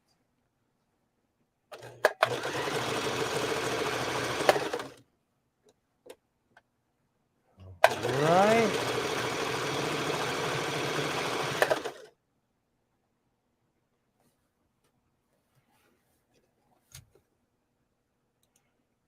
Thank you. Thank you. I have a Ralph Lauren turtleneck, 25 years old in gray. I have a navy one. Thank you so much, Pam. I have a navy blue one that I put on when I want to look like fancy. Because it matches a suit coat that I wear all the time. I like mock turtlenecks best. I wear it every year and still looking good. I love turtle.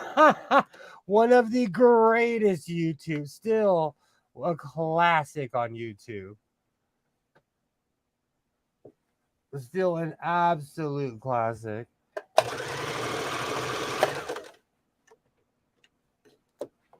Oh, right.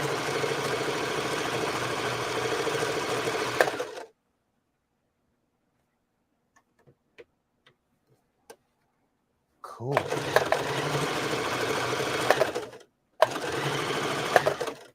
All right. Beautiful.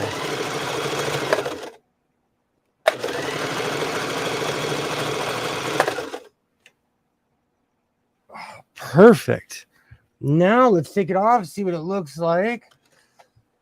See if we missed any spots. When I say we, I mean the royal we. Awesome. No worries, Alibaba. No worries. Ooh, I can already see one spot that I missed, but that's okay.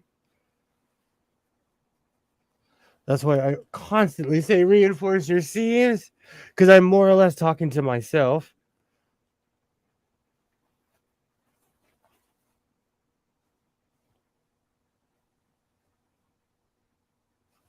Okay.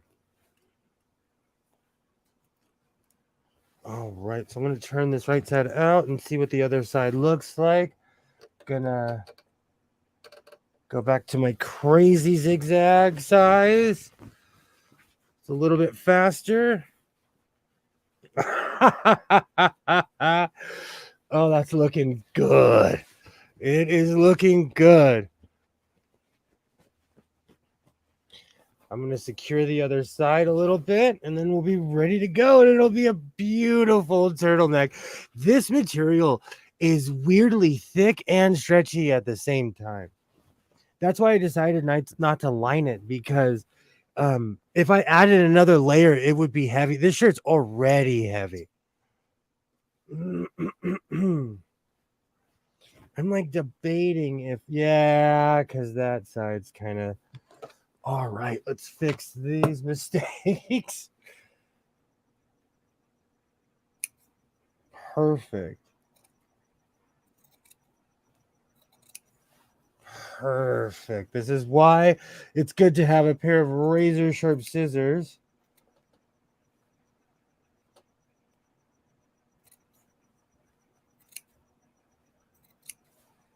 Oh, that's perfect. All right.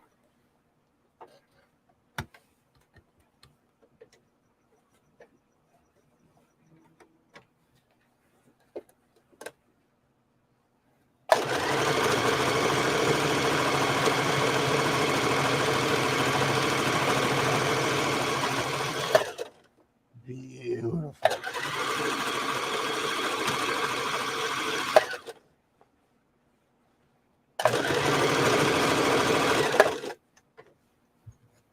Hey, Skits, how's it going? How's it going?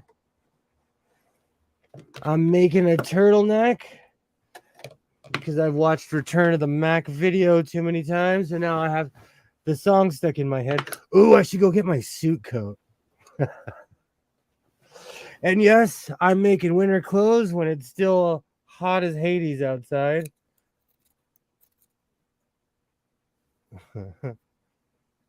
I hope you're having a great evening. I hope everybody is as well. I'm almost done with this, and then we're going to get to the mess that is my closet. But really, all that I have left is just folding all of my makes and making sense of them and putting them somewhere where I could have access to them. Because there's so much stuff in that closet that I forget. So every time I clean it, I rotate, I'm like, oh, it's like discovering stuff. I have my own Goodwill in my house. Okay. Perfect. Let's cut this little piece off here. Hey, Skids. Awesome. I hope you have a great time. Awesome, awesome. We love positive influences here in the House of Sewing. Oh, that's so positive. It makes me want to cry, Skits. In this world, we need more people like you. We need more positivity. All right. Cut this little piece off here. Beautiful. All right. All right, I'm going to go around one more time to reinforce. Hey, Mark, how's it going? How's it going? I hope you're doing well. Just hanging out on a Saturday night. I'm sure it's like Sunday afternoon over there for you, since you live in the future. I hope you're doing well. I hope everything's okay. I should really make that a bigger stitch.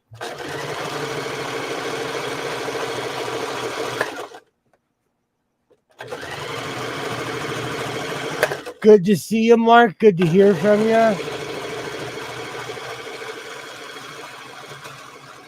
I am almost done with this turtleneck.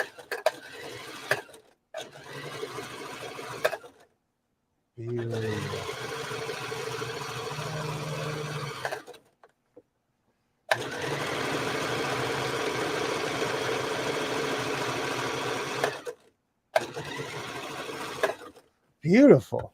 All right. Hey, hello. Thank you, Mark. Thank you. Awesome. Hello. Awesome. Good to see you, Mark. Good to see you. I think this is done. Oh, this is hilarious. See, that's the beautiful thing about sewing. I sat there earlier and I was like, you know what? I'm gonna make a turtleneck because I've been watching Return of the Mac too many times.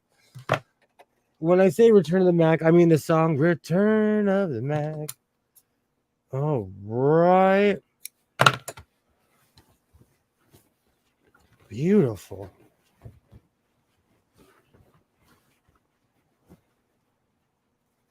Let me take a look at the neck to make sure there's no gaps. Perfect. Let's try it on. Should I use my chocolatey voice at this point? All right, that's beautiful. I think I have a future for making clothes for the Navy, huh? Do you know what's funny? This chair makes me look so tiny. I'm just sitting in a humongous chair that's extremely deep.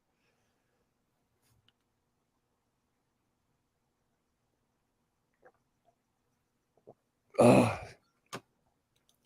Did the fabric lay flat for cutting or was it curling up on the edges?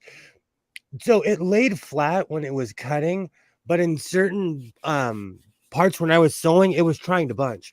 That's why when I was sewing, I was kind of pulling it back a little bit and letting it stretch out because I don't know, I do not know any other way to have it stick.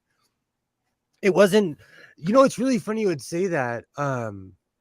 What material was it? Recently, when I cut it, it instantly started curling. Even that weird blanket material that I have, when I cut it, it instantly starts going up. But it's like a really thin blanket. That purple almost serape looking design that I made, that it's awesome, but it's like a thin blanket. Do you have a candy voice? Chocolate doesn't cut it. Big big candy stripe. Do you know what it is? I got chocolatey voice from Sarah McMillan. She's I can't even say her name. McMillan. She's a comedian in the UK, and she'll always say, "Oh, I'm using my chocolatey voice. Oh, my voice is so soft and so chocolatey." And I stole that. I was like, "Oh, I like that. I like the chocolatey voice." So it's a UK expression. Saying a chocolatey voice just means pouring it on. It's really it's complicated, but not that complicated.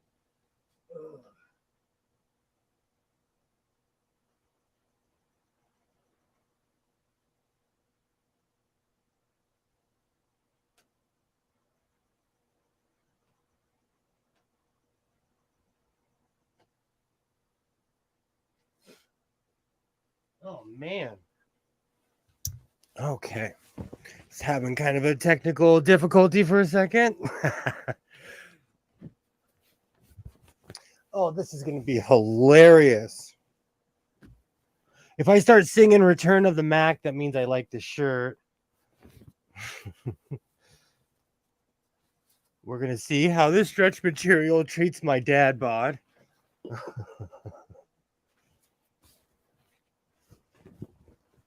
Oh, right. I guess that's the back and that's the front.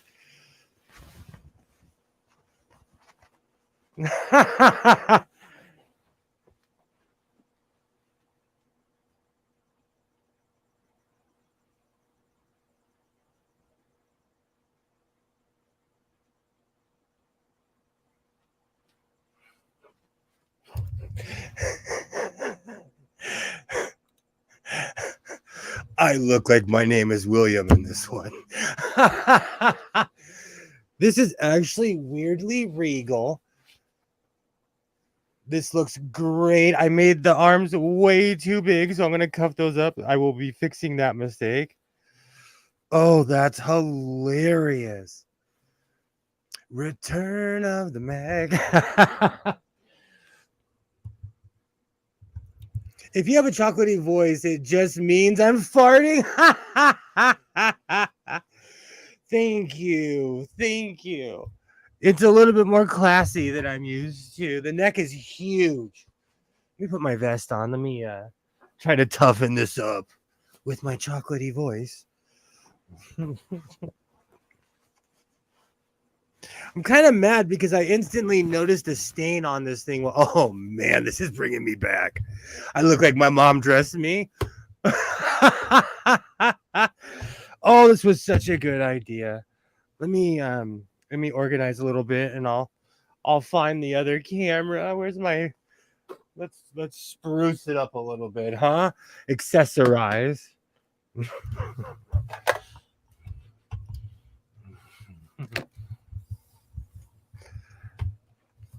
That's true. That is true. That is a classic look. I like that.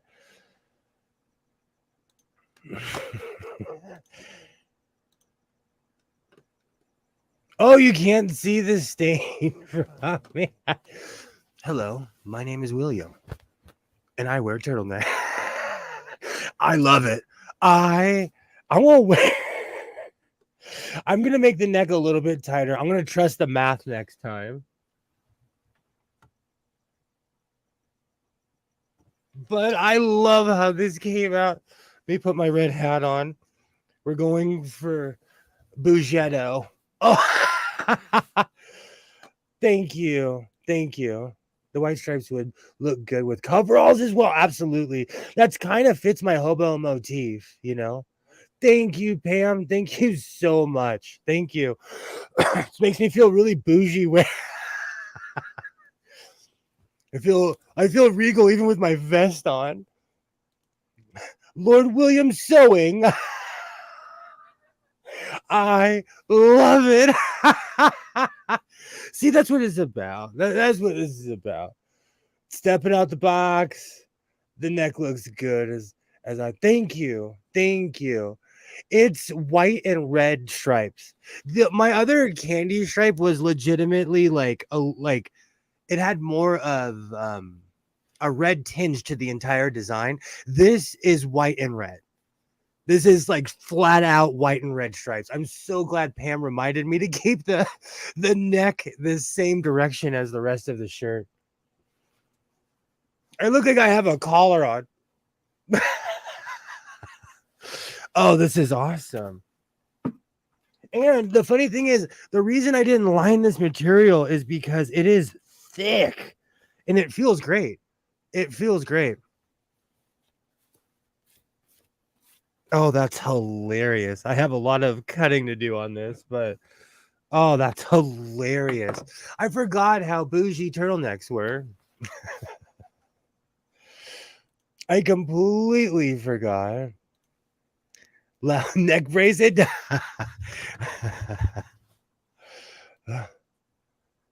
On my computer, it looks white and pink. I'm okay with pink too. It's you know what? I have extremely weird lighting in here as well. Like I have hardcore lighting right above my head, so it washes things out, and especially like with white, it makes it extra shiny. But salmon's cool. Salmon is a cool color too. I'll take pink. I really like how this turned out. This turned out way better than I thought.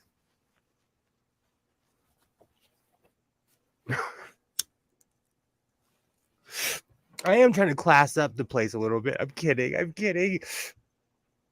But now that I kind of took a chance on a turtleneck, I have a bunch of material I'm going to make turtlenecks with. Oh, I love that look. And this was just something where I was like, you know what? I'm just going to try this. And now I'm going to be asking people, hey, you want a turtleneck? I know a guy. I know a guy. You need a turtleneck? I got you. I have a weird thing for candy stripes. So when I see the material, I always purchase it whenever I see it. Oh, this is total Return of the Mac. Let's see how I probably look like a stuffed quail because I stuffed my jacket into this thing.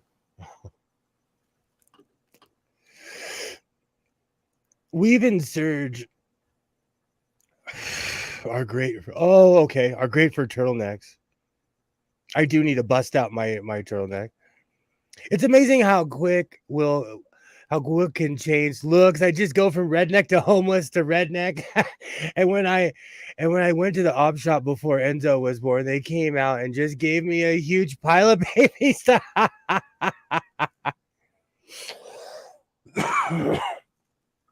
Oh, come on, Mark. I think everybody can kind of like, it depends. Like you just throw a hat on or like, it's just depends on the look,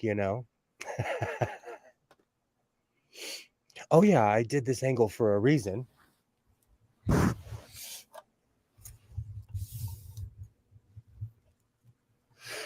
actually really liking this turtleneck. And it's just thick enough where I'm not sweating my tail off. And I have this weird obsession with undershirts. I have a giant collection of sweaters that I wear under my vests. So this is actually perfect. And for as much as I talk about fast fashion and like trying to reduce my footprint, this is the whole reason I make my own clothes, Oh, this is beautiful. Do you know what's so funny? Out of all the things I make, this is why you have to step outside of the box because I'm in love with this turtleneck. I'm bringing the turtleneck back. Hold on, we have one more hat of approval, and then I'll start cleaning out the closet. Oh, there.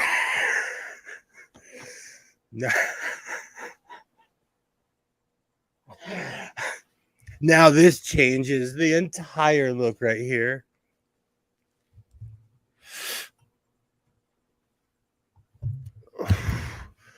Ooh, put thumb holes and leave the. Do you know what's so funny? I'm from that era. I'm all about that. I actually have a sweatshirt that I sleep in that I have. That's not a bad idea. Because I like the long cuffs. Oh, whoops. Really, what I was gonna do was just fold this in and sew it perfectly in place, and just have the semi-flared cuffs out like that. Because it's a stretchy material, it's already turning in on itself even when I folded it in like that. That's the one thing I like about this material is that it's workable. The other stuff I was using, I really had to pin it and I really had to work hard with it. I got this done in less than an hour and a half. So this is sorry, I just got a good look at myself. I'm total rhinestone cowboy with this turtleneck on.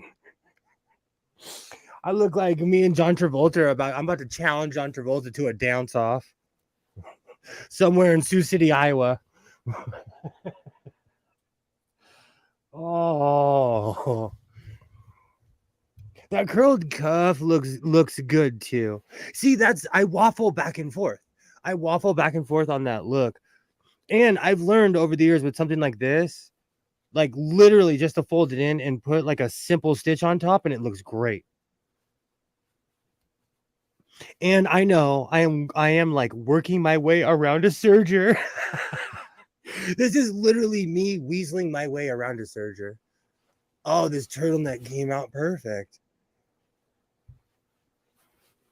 All right. Let's go take a look in the closet and see how it looks.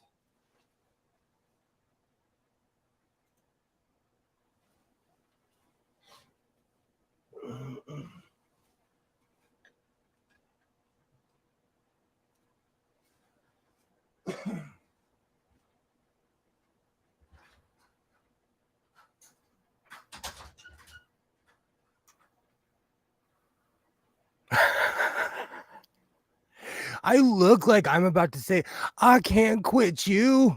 I can't quit you. I love the way this turtleneck came out. Let me know if you guys can hear me.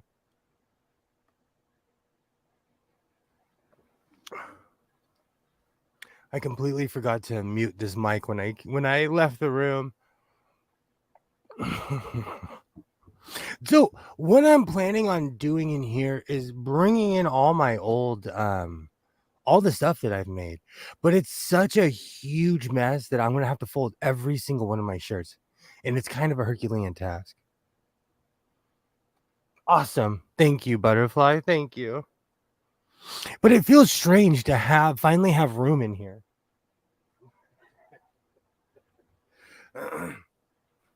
Over the weeks, I've been going out of my way to clean this room and turn it back into the glorious closet that it was. Because you know what? Like more and more, I'm starting to realize that I am an extremely lucky human being, and I am grateful for everything that I have. And having a walk-in closet is a privilege, is an absolute privilege. So I'm trying to respect that and not turn this into just a giant folding rack. Whitney Houston could always make a turn. Oh, Whitney was a legend in many ways. In many, many ways, in a lot of ways I don't even want to say. Whitney Houston, I tell this story a million times. She got busted at LAX with a pound of Maui Wowie. And when they asked her, they're like, you can't bring a pound into California. And this was in the 90s. She looked at the cost and was like, but I'm Whitney Houston. Whitney was lit. She thought the law didn't apply to her. Oh, Whitney was no joke. Whitney Houston was no joke. I am falling in love with this turtleneck, though. I did make it a bit humongous, but I'm liking the oversized look. I'm going to go grab my coats real quick and start folding. Oh, really quickly, though, like for people who tell you to not live in the past, remind them that in 2014, the Los Angeles Kings won the Stanley Cup. I will. I'm going to be an old man rocking this shirt. Never forget that in 2014, the Los Angeles Kings won the Stanley Cup. Yeah, I think it's a time to go through the closet.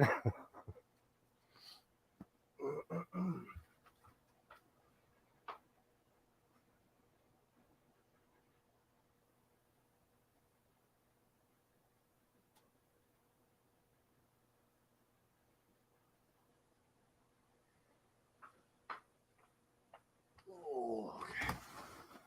All right. So this is a stack of Mimi G coats. Oh man. I'm gonna attempt to fold everything, and it's gonna be hilarious. Like an Expo 67. Absolutely. More of the story is dress like a total bum and go to the upmarket op shops and make out like a real bandit. My little man was so well dressed. I dress like a hobo. I do. I I do on purpose so people will leave me alone. So they don't think You're right, Mark. You're right. That's why I constantly say that I dress like Willie Nelson's illegitimate kid. Every day it's just denim in a t-shirt. Every day. Well, until I walk into my local grocery store with sequins on, but they're so used to me wearing something crazy over the past couple of years, they don't react anymore. I'm gonna have to find a new crop of people to be like, Canada made a $2 coin special for the Canadian gold over Russia in the 1974 Olympics. Crazy. Do you know I have a actually a ton of weird Olympic stuff because my grandfather went to quite a few Olympics and he would like pilfer the ashtrays. I I have all kinds of weird Olympic hotel stuff. Like the Olympics go out of their way to put their name on everything.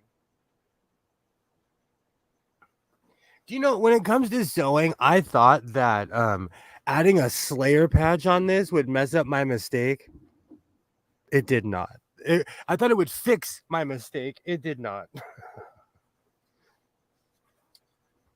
What I'm gonna do is I'm gonna fold most of my makes. I'm gonna put them in the corner here because I have an extraordinary amount of room in here now.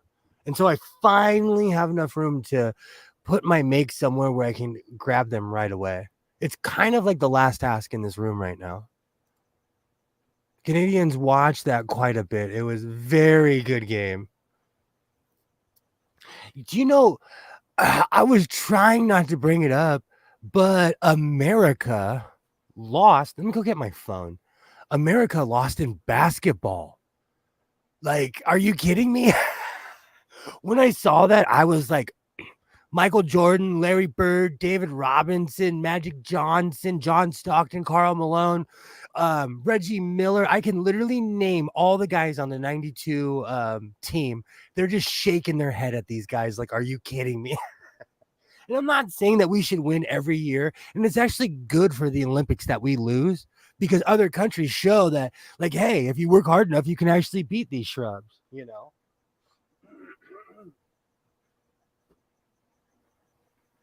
But in America, it's strange that like we're like, whoa, the basketball team lost. So there's a whole generation of kids getting looked at. There are certain coats that when I pull them out, I'm like, oh yeah, I did make that. This is actually a really weirdly common print, but I love this coat. This print is everywhere. If you go to like Walmart or you buy certain sheets, this print is everywhere.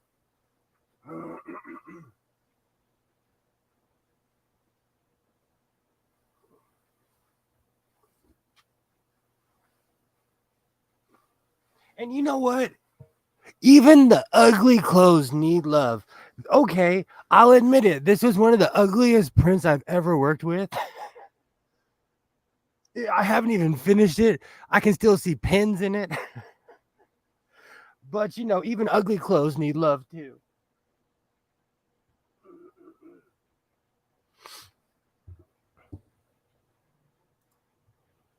There's a style used on the side of irons of Singer treadle stands. It's everywhere. It's weirdly popular.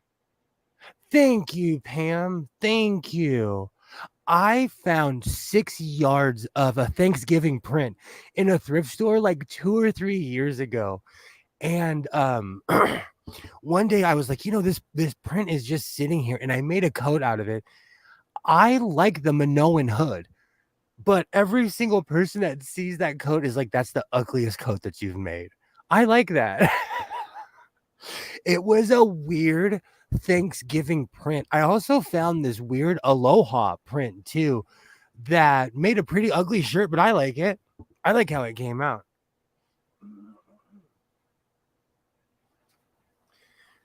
This was the one time Walmart had some semi decent material.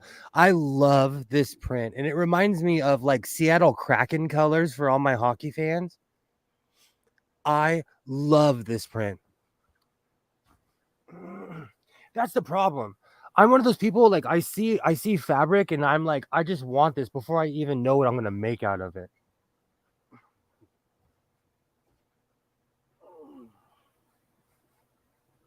Oh, right. Oh, this was one of my first makes. Well, the 20 during 2020.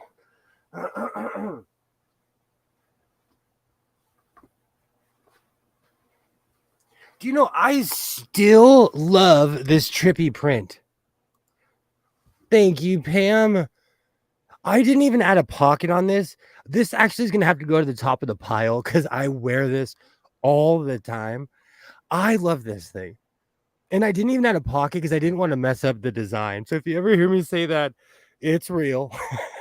There's a few that I do not add pockets on.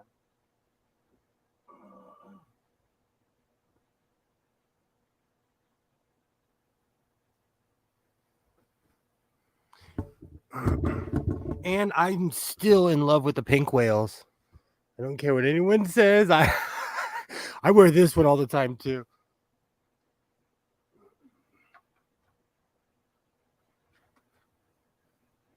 This, I forgot I made this.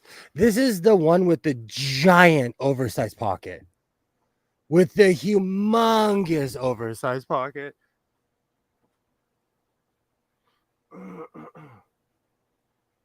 It's really not that many because I have other mix that are hidden back over here. But it's gonna feel good to have all these in the same place at the same time.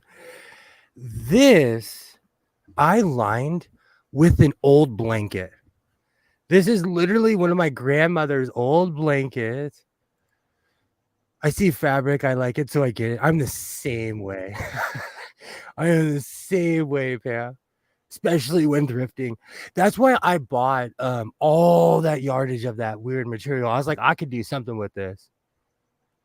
Could put an old LP record in that pocket. Absolutely. It is huge. It is huge. But this one legitimately has a blanket sewed inside of it. So this is hot. This thing is extremely hot. My hat's getting hot too.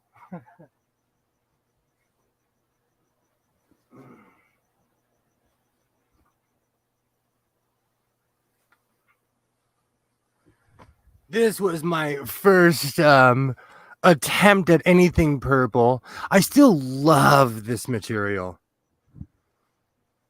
I wish they weren't such knobs at my local Hobby Lobby. I'm gonna have to look that up and see if there's any Hobby Lobbies anywhere else.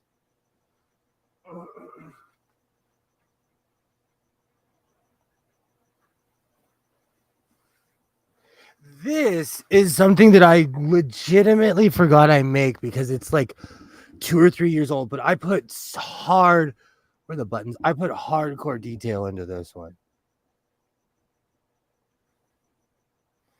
Oh, butterfly didn't see your comment. It is a hug from grandma. It absolutely is. And because she was like freakishly clean, like there's like all her blankets were well put together and like in perfect condition. I actually have two of her comforters in my kitchen because they need to go back into storage that I discovered in this room. Awesome. Thank you. And to anyone tuning in, no, I didn't join the 1920s Navy. And yes, I'm wearing a turtleneck. That's like canvas home decor fabric. A lot of my really early stuff actually was. This material is meant for deck furniture. This was like my first I liked how like this is so durable. This is rough as heck. Like you could beat this stuff up. This good eye, Pam. Good eye. This is outside material.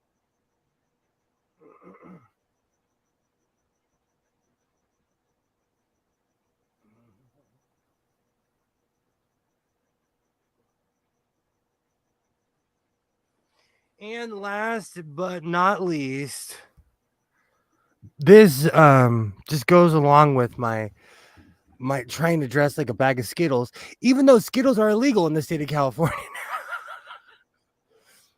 I love this brand. And this is a step down from the patio furniture material, but it is thick. Like this is extremely thick material. I have similar fabric for it for a steal at Walmart. Yeah, like the last two I got at Walmart. The last two. And this material, Pam, I got this at Walmart. And Walmart rotates all of their fabric, so this will come back around. Like this will be at your local Walmart. The second I saw this, I jumped at it. Yes, I'm wearing a turtleneck. It's getting hot in here.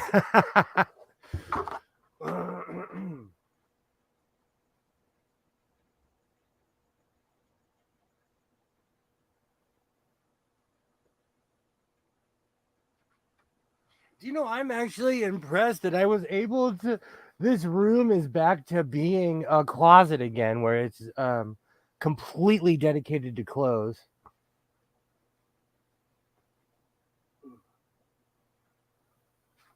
And now I have a ton of room to stack a bunch of more makes. I love this turtleneck. It looks like I joined the Navy in 1910 or something.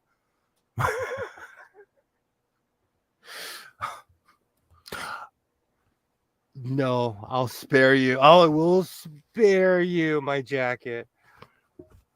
I do have a pea coat, but we have to keep in mind, even though the time of year, it may be cold in other places, it's still like 80 here, 90. All right. All right. So I'm going to go run back in the garage. Give me one quick second. Oh, sorry. Got to what for Skittles? They're known to cause California in this day. They're known California does not play. Does not play. They test everything. I bought fabric in October 2020 from Walmart. It was like 25 cents a yard. Oh man, I wish. I cruise the clearance section at my local Walmart. I do. I'm like, how much is that a yard? I am totally that guy.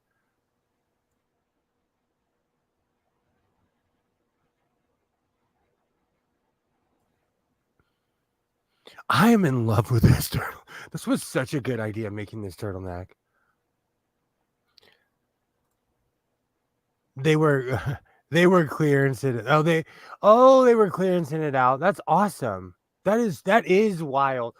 Wild, Pam. I have never seen a price like that in my life. You should come to when the local Joann's was moving locations, they had 90 to 75% off of everything. There were literally lines out. They were selling it by the bolt.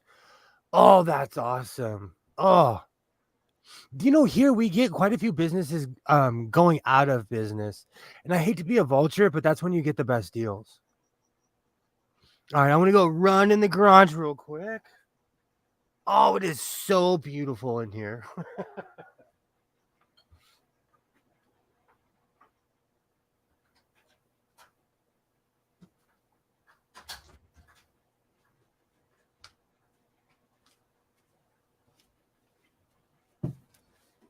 Oh,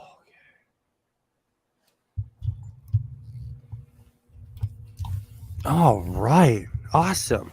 Awesome. Whoops. There we go.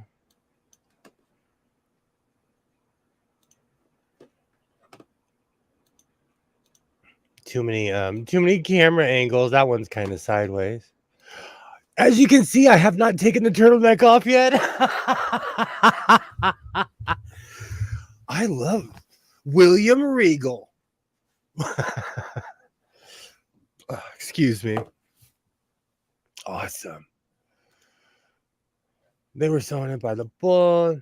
I have so much fabric, a whole room of it. Oh, or should I say 2 rooms? Oh, you just reminded me of something. I now have room for my bolts, for my giant rolls of fabric. Ooh, I can put them in the middle bedroom like I used to when I was more civilized. Oh, I just have in the Navy stuck in my head now.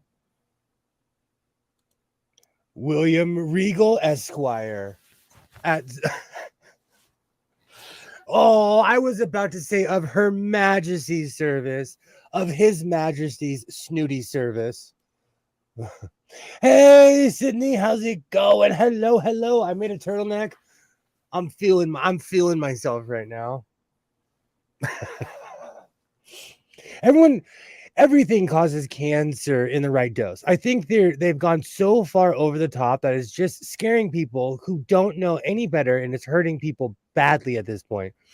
Totally. Oh, where I live, everything has a sticker on it that says this may or may not cause cancer in the state of California.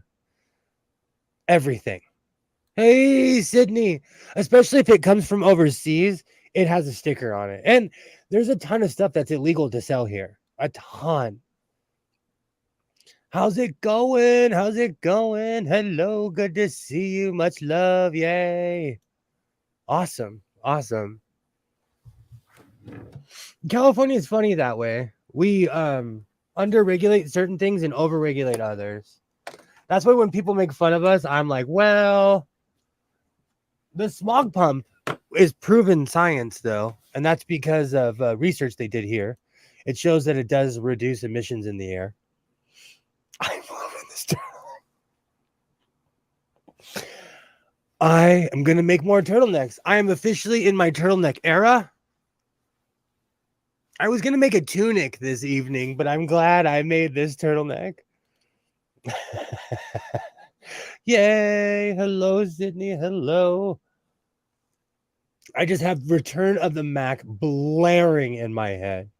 Return of the Sewing. Return. And, you know, like I said, this was kind of a mock-up, but now I'm literally going to be wearing this all the time.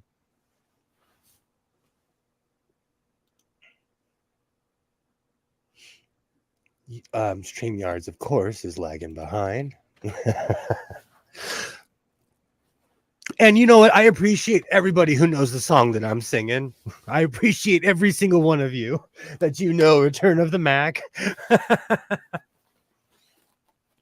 Me check my notes. I was shocked. I was shocked when I went to Marshall's today. Oh my gosh. Young Mr. Sewing got a cell phone today. And I told him, I was like, the day you get an iPhone, you're going to have to share your location with me at all times. I was kind of joking. He's officially shared his location with me at all times. So I now know where my son is at all times. I'm on Life 360. He's not. When you come home on tomorrow evening, I'm going to put Life 360 on your phone. And then I'm going to hide the icon. Thank you. Thank you. This was a really good idea. You'll know I like something when I don't take it off. I have a weird stain on the neck. This thing's going to go straight to the washer after. I have Life 360. I learned through my my mother and father put it on each other's phones because they were just bored. And so I learned how to operate it. And it's janky when you put Life 360 on somebody else's phone and then hide the icon and they don't even realize they're being tracked. But I have an iPhone and it's like I really would not know how to navigate any other phone, but because I've always had iPhones, like I'm no joke when it comes to an iPhone.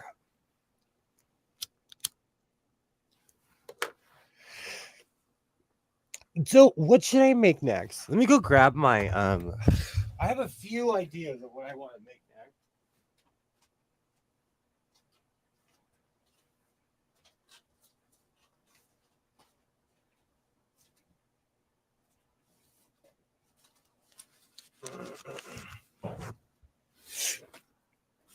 next. So this is what I was gonna make today. I was gonna make that, but I've already made that. And I need to adjust the size because the large tunic is like 4XL and it looks like I'm trying on Lancelot's clothes. So I need to bring it down a couple, but I really love this pattern. And I've recently purchased this. I know everybody was like, sweatshirt. I don't know. Everybody was like, "Are you kidding me? You don't know how to make an apron?" Well, maybe I just wanted this pattern, but I'm gonna. I'm definitely thinking about making an apron, just like a sewing one, so I can add a giant pocket on it. And I have yet to successfully make this. I have yet to successfully make that shirt. So part of me wants to come on my comeback tour and make that shirt. And if you look on the back, they have some really cool shirts too. But I definitely like their kufi was a joke, but as someone who makes kufis all the time, like, there's a difference between something like this and something that you're actually going to wear every day that's practical. And again, I know you guys are going to jump, but I bought a McCall's for a vest. So let me know which one you think I should make next. And then on the back, they make the vests look all spiffy.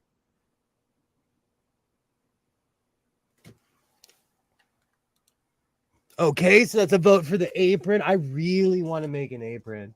And it's only a yard, and I'm sitting in a room of like hundreds and hundreds of yards. Sometimes it's good to have a pattern. Absolutely. And I use certain patterns as templates.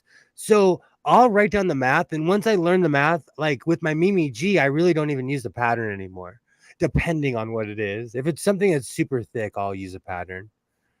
Vest. Okay, that's a vote for the vest. I used to talk to some ladies that would make those shirts, but I haven't seen them after the COVID era. Apron, okay. Okay.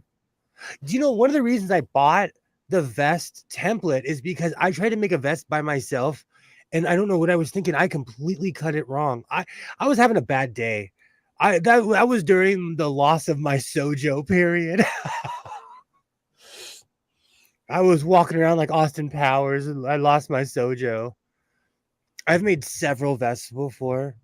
I want to make vests like this. I made 2 vests from scratch when I had no idea what I was doing, and they're better quality than what I have now. Because I'm an amateur chemist, I end up wasting my time every day as to why what they've heard has a grain of truth, but so small grain of truth that it's beyond meaningless. Often it's so dangerous. Absolutely, Mark. I've made lots of aprons also. I think it's time. I need a good smock like Nora Batty.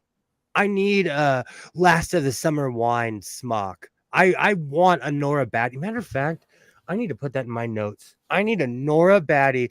How's it going, Stool? How are you?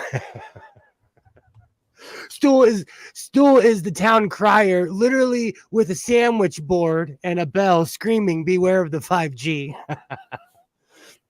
It's better than the end is nigh. I hope you're doing well, Stool. Good to see you. Good to see you. I've made only one apron. I watch a lot of television, so I see something and I'm like, oh, I could make that. I could make that. Nora Batty was not a Nazi spy. Do you know there's an episode where they talk about all the young men who didn't come home? I started crying because she's from that era. You do not ever badmouth Nora Batty in the House of Sewing. She's on the pantheon. She is literally on the pillar of Klingons. I'm turning out the lights. Good night. Have a great night, Butterfly. Have a great night. Thank you for coming by. Thank you so much for coming by, Butterfly. I also, now that I'm done berating Stool, I need to make a baby carrier. Oh, a baby carrier pair of overalls. Aw. I absolutely love baby clothes are hilarious because they're just like tiny versions of what we make. I also purchased this. I was really bored at Walmart and they sell these things for like $3, but I really want to make that jacket. And I have a ton of jacket material right now. So this is definitely like a new style jacket to get into. And of course, I need the overcomplicated. I can't believe you called Nora Batty a Nancy Spart. Nora Batty is a national treasure. She's up there with Penelope Keith, Prunella Scales. She is a national treasure. I am going to make this, but I can't wear flood like high waters. That hoodie is awesome, Sydney. Absolutely. Have a great night, Butterfly. Take care. My Prime Minister, wait. Alexa, how tall is Rishi Sunak? Rishi Sunak is 5 feet 7 inches tall. Alexa is lying. Alexa, thank you. The lion is a large cat of the genus Panthera native to Africa and India. It has a muscular, broad-chested... Alexa, thank you. You're so welcome. Your kindness really gives me a charge. I also need to make a baby carrier wrap for my daughter. They are expensive. Yes, they are. You know, anything that has to do with a child is extremely unreal expensive. I want that hoodie. That's when I saw that, I'm like, oh, I'm making that. And yes, for anyone who just tuned in, I'm wearing a turtleneck that I just made. My name is William Regal. I am turning over a new leaf. I'm kidding. Have a great night, Butterfly. Rishi Sunak is 3-4. That has to be a lie because people are towering over him. Alexa, you are delusional. Thank you, Alibaba. Rishi's like, and I'm not shaming anyone, but he's like 5'4", he's like 5'4", 5'5", around there. I have been here, was playing with one of the FOF 1221 I got from Thrifting Weird. It does not have a light. Do you know what's so funny?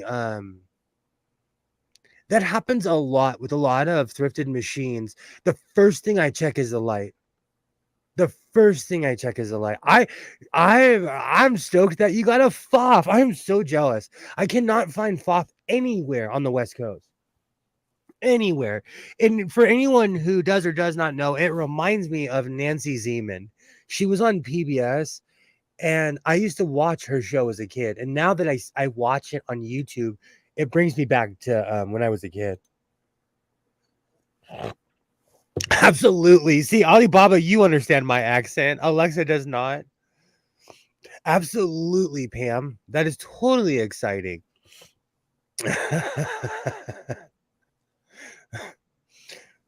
You know what? I'm 5'9", and where I live, I'm considered short. I live in the land of giants. It is heavy. Oh, man. I'm so jealous. That's awesome. FOFs are great sewing machines.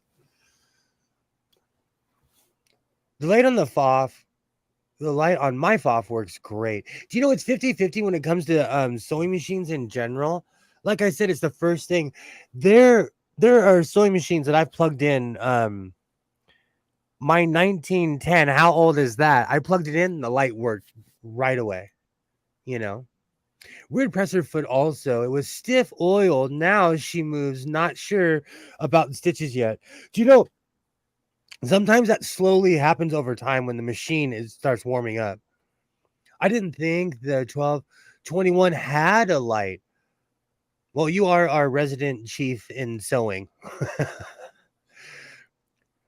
There isn't a light period. Oh, okay. There isn't. Oh, I get what you're saying. New machine. Yay. Exactly. That's beautiful. Yeah. Like I needed it. You're in the right place. You know what? I have over sewing machines, and I recently just bought another one because I found one of my dream machines. It's okay. I'm still stoked that I found that Brother 875. I kept on calling it 879 for some reason. Well, tick might end up being one of your. I am so excited. See, tonight was actually extremely fruitful. We actually got a lot done. My closet is clean for the first time in a very, very long time. I'm in love with this turtleneck. Seriously, I want to thank everybody who stuck with me. Sewing is so funny.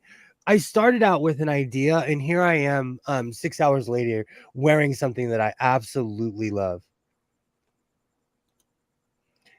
It is okay, but when I die, my kids are going to be cursing my sewing hoarder mess.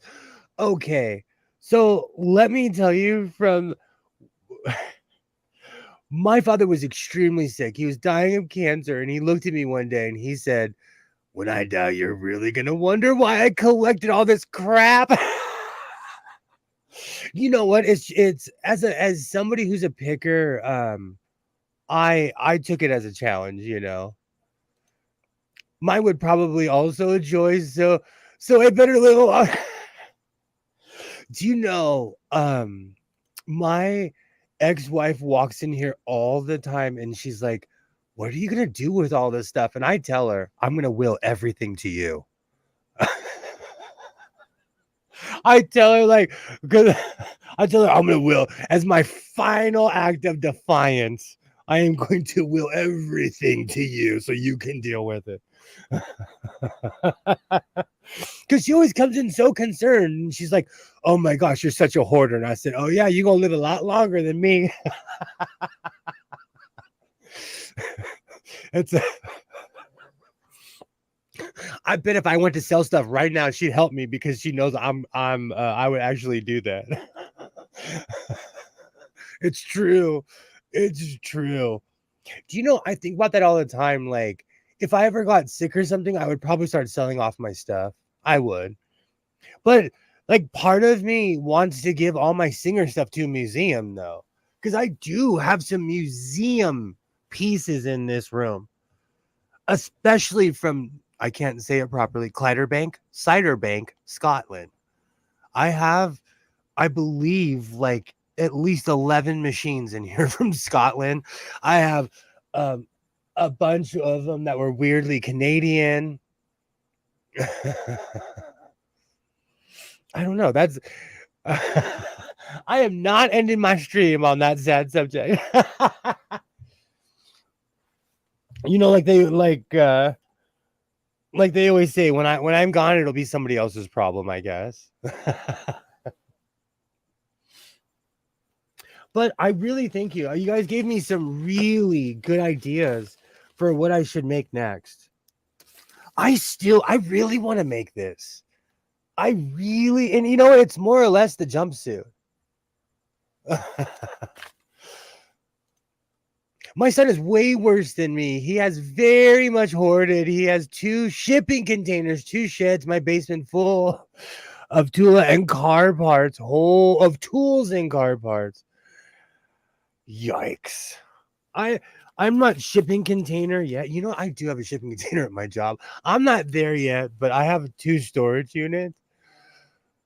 Wow, that's a definite wow. I get overflow machines from the Smithsonian for a while. Museums quite often don't have room. Alibaba, that you people call me a space alien and a collector. I think you and I are from the same spaceship. I think Alibaba and I are from the same spaceship. Do you know, I often think about that. I had a neighbor, someone that I had known the majority of my life, and she had become one of those television style hoarders.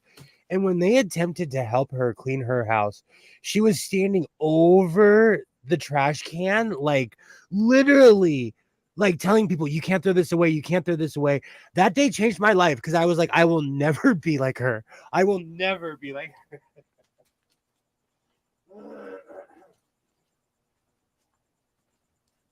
So I try to get rid of trash. Oh yeah, and it's all on the place where I live. He lives in a fifth wheel on the property. Oh, so he's got a ton of space.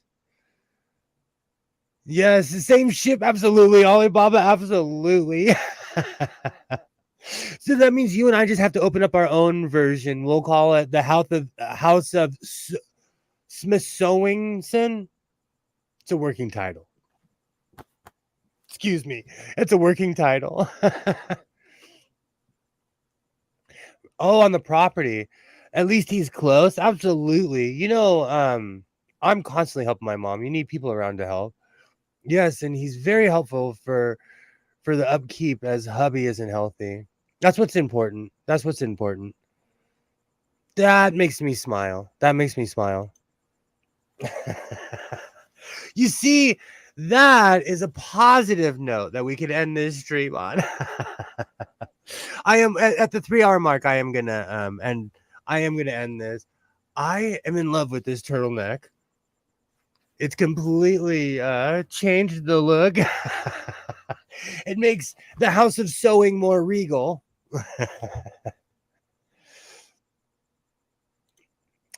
True that. Absolutely. I do that for my mom too. That's why I'm constantly hanging out with her.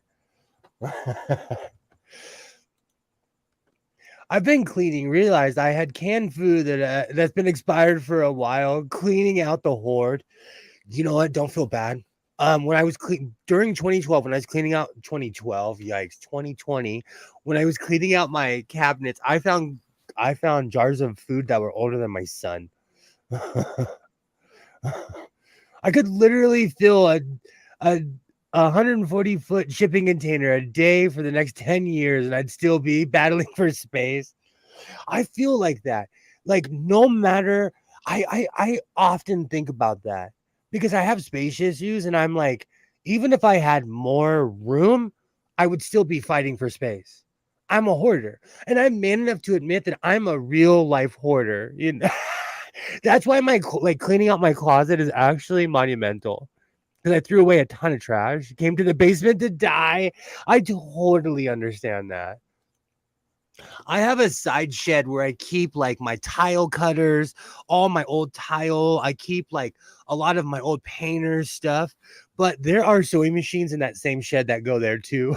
That's like that that farm that you tell the kids where you're sending the dog to. Oh, old canned food makes good targets. True. That is very true. I used to let Isaiah go crazy with the BB gun when we didn't have neighbors behind us, but I don't let him go as nuts as he used to.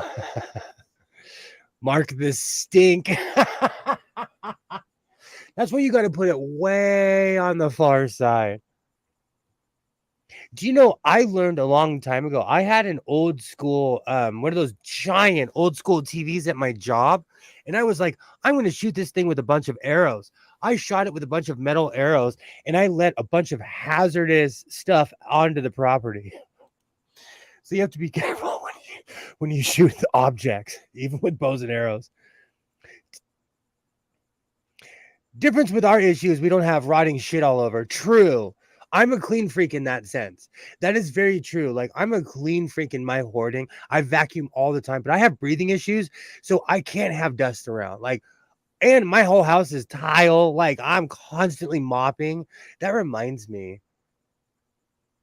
For all the glamour this evening, I'm probably gonna mop now that I'm alone and there's no one to bother me.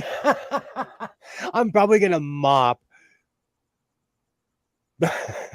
And to my child, if you're listening, you don't bother me. It's just you always walk on the floor when I mop. Seriously, green cream corn is not good. It's splatter. Ew. Yuck. Yes, and no garbage piling up. Absolutely. Absolutely no garbage piling up. That is true. I just hoard stuff, not trash. There's a difference. That's true. That is true. I can see my floors. You're right. And like I cannot watch the show Intervention. It grosses me out, but hoarding sometimes That show makes my blood run cold. I'm like, how can you let it get that bad? But I can see how you can let it get that bad. Especially like if you have issues and no one's helping you, I can totally see that. Because like I said, someone that I knew, hey, Kilroy, I was wondering where you were right at the end. I'm gonna end this in a minute. You missed all the. I made a turtleneck though. I'm trying to class up the joint a little bit.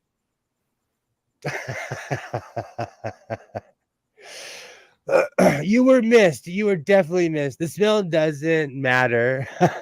It's just as far away. Even yikes.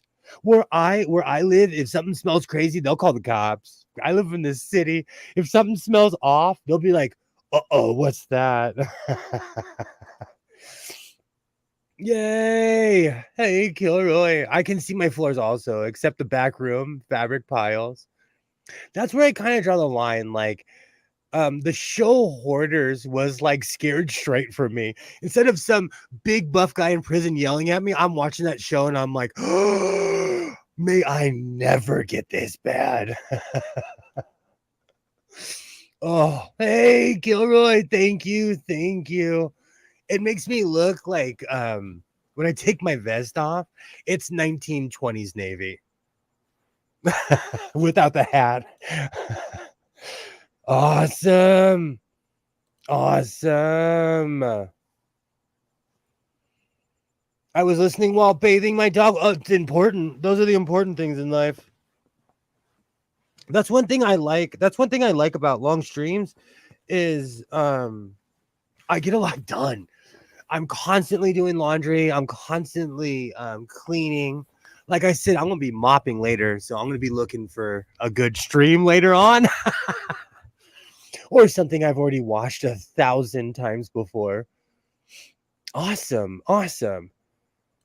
Now I just have Return to the Mac stuck in my head because that's literally what inspired all of this was the 90s turtleneck and jacket look.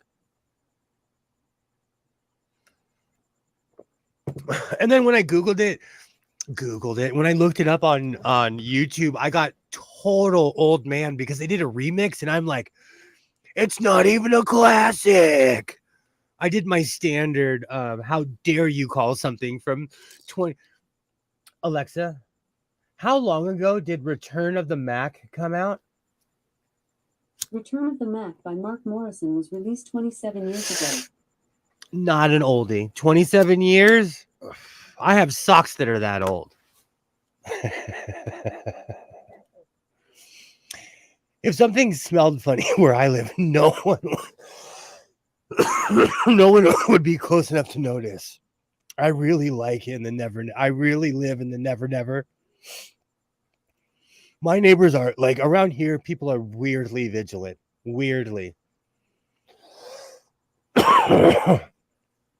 When I lived in Oregon, that's when I lived out in the middle of nowhere. Still to this day, it's a weird experience to like throw out the garbage, look in the forest and see nothing but eyeballs because it's just a bunch of deer. Awesome. Grunge isn't classic rock either. The thing that murdered rock doesn't get to be called rock. I say that all the time. When I was a kid, I was obsessed with this band called Faith No More.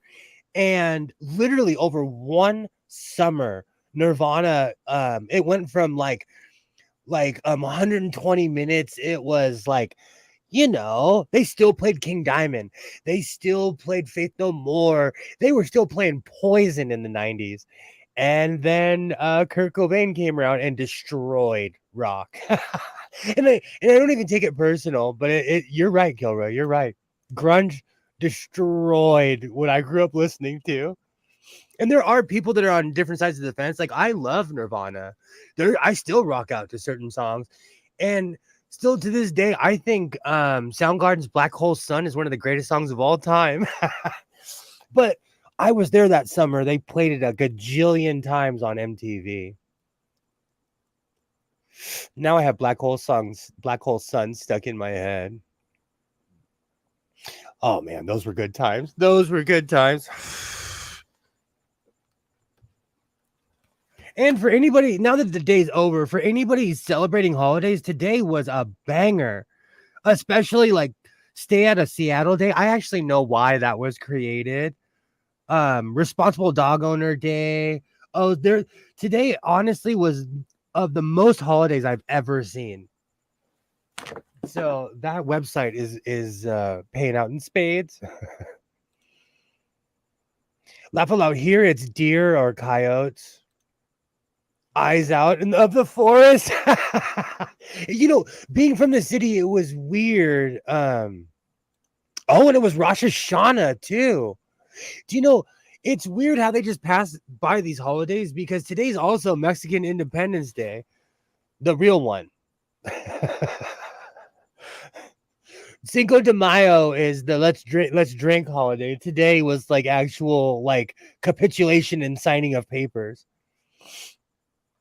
Awesome. Awesome. I trip out on the national holiday thing because I'm old school. I still call a lot of these Hallmark holidays. But what do I know? So I actually did not go to downtown today. Today was the first time in 7 weeks I did not go downtown. I did the yuppie thing. I went to my local Marshalls. I've said it 3 times now. I walked into Marshalls. There was 30 something people in line. I literally did a loop and left. I was like, I am not going to hang out in here with 30 something people in line. And today on the 17th, in 1787, the Constitution was signed. Awesome. Awesome. So today was an actual no buy day in that sense. Thank you, Pam. Thank you. See, Pam knows what I'm talking about, like, because I guilt myself because I'll go down there and I'm like, do I really need stuff? Like the last time I went crazy at the patch shop. So really now I need to get another vest. Even though there's a few in here I could probably add or take on or take off a few patches. Well, I've been rambling for 3 hours. I'm going to go a little bit more, but I won't take you away from your Saturday evening too much more. I am so excited how this turtleneck ended out. Like, honestly, I really thought this was going to be a disaster, and it ended up being a complete and utter win. And now I look like that guy from the Sherlock Holmes thing. Oh, let's see who this is.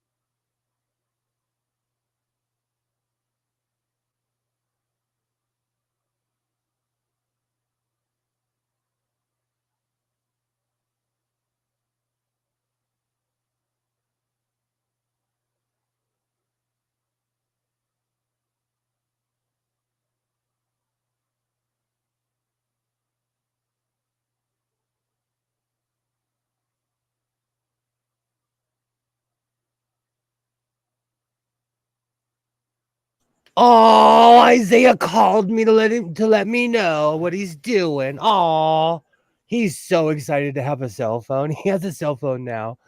He's gonna be exploding my phone. Oh, oh. Just make the vest. You have the fabric. I agree. I'm glad I read that. I agree, Pam. You're right. You're right. And I do. You're right. I have denim. Well, I'm tripping now. You're right.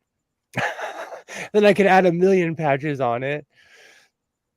What a few neighbors I do have, we all just mind our own business, except for just making sure that we look after each other. It's really great here. Good people, no judgment or BS. That's awesome. People are weirdly pretentious where I live. Where I live, it's a large Mormon population. So people are all like, it's weird. It's weird where I live. People are nice, but like it's really pretentious in a lot of ways. But that's California though, because I've lived all over the place and people and most Americans are actually really nice. And in 1906, Jack Churchill was born. He was a British Army officer who fought in World War II with just a longbow, broadsword, and bagpipes. I know who that person is. I know exactly who Jack Churchill. Awesome. Awesome. That needs to be noted here in the House of Sewing. Absolutely. House of Sewing. He just got paranoid. Oh no, Dad. Oh no, Dad asked me for that tracking spyware to know where I am. Better phone him. Well, also, like, he's gonna go see a movie right now, and every time he goes and see a movie, he'll walk in my house and then he tells me about the entire movie. I was so mad. He told me everything that happened in Oppenheimer, and I'm sitting there and I'm like, should I tell him to just let him go? He told me the entire movie. Oh, I'll see it though. I'm still gonna watch it. I buy movies, like the actual DVD, so I'll buy it just to have it in my in case 2020 in case we get put in a lockdown again pile.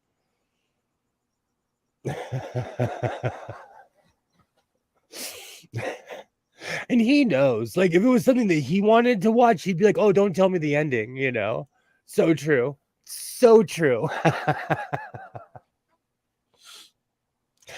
All right.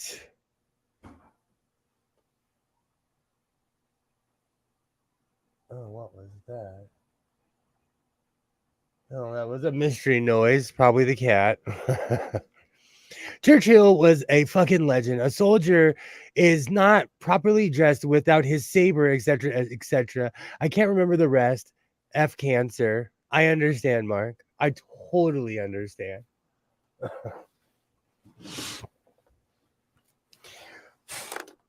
We really don't have people like that anymore that stand by their principles and live them, like truly live them.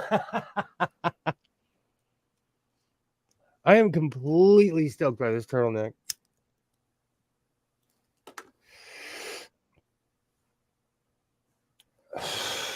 Well, I have been rambling for a while. And I will say, when you see me make something and then I utterly and completely end up just not taking it off, I'm in love. I've been rambling for 3 hours and 4 minutes. I actually was extremely constructive. I made this beautiful turtleneck, and I actually finally cleaned out my closet. So I want to thank everybody who's stuck with me. Anybody who watches this in the future, I absolutely thank you. There's a few people who watch this on the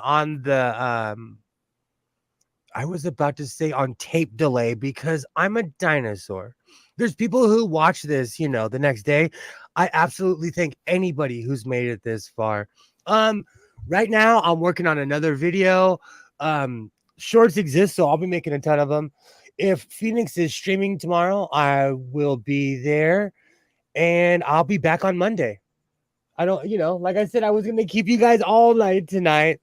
So I absolutely thank everybody for streaming with me tonight.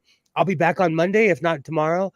So, like I always say, reinforce your seams, be yourself, and I will definitely see you next time.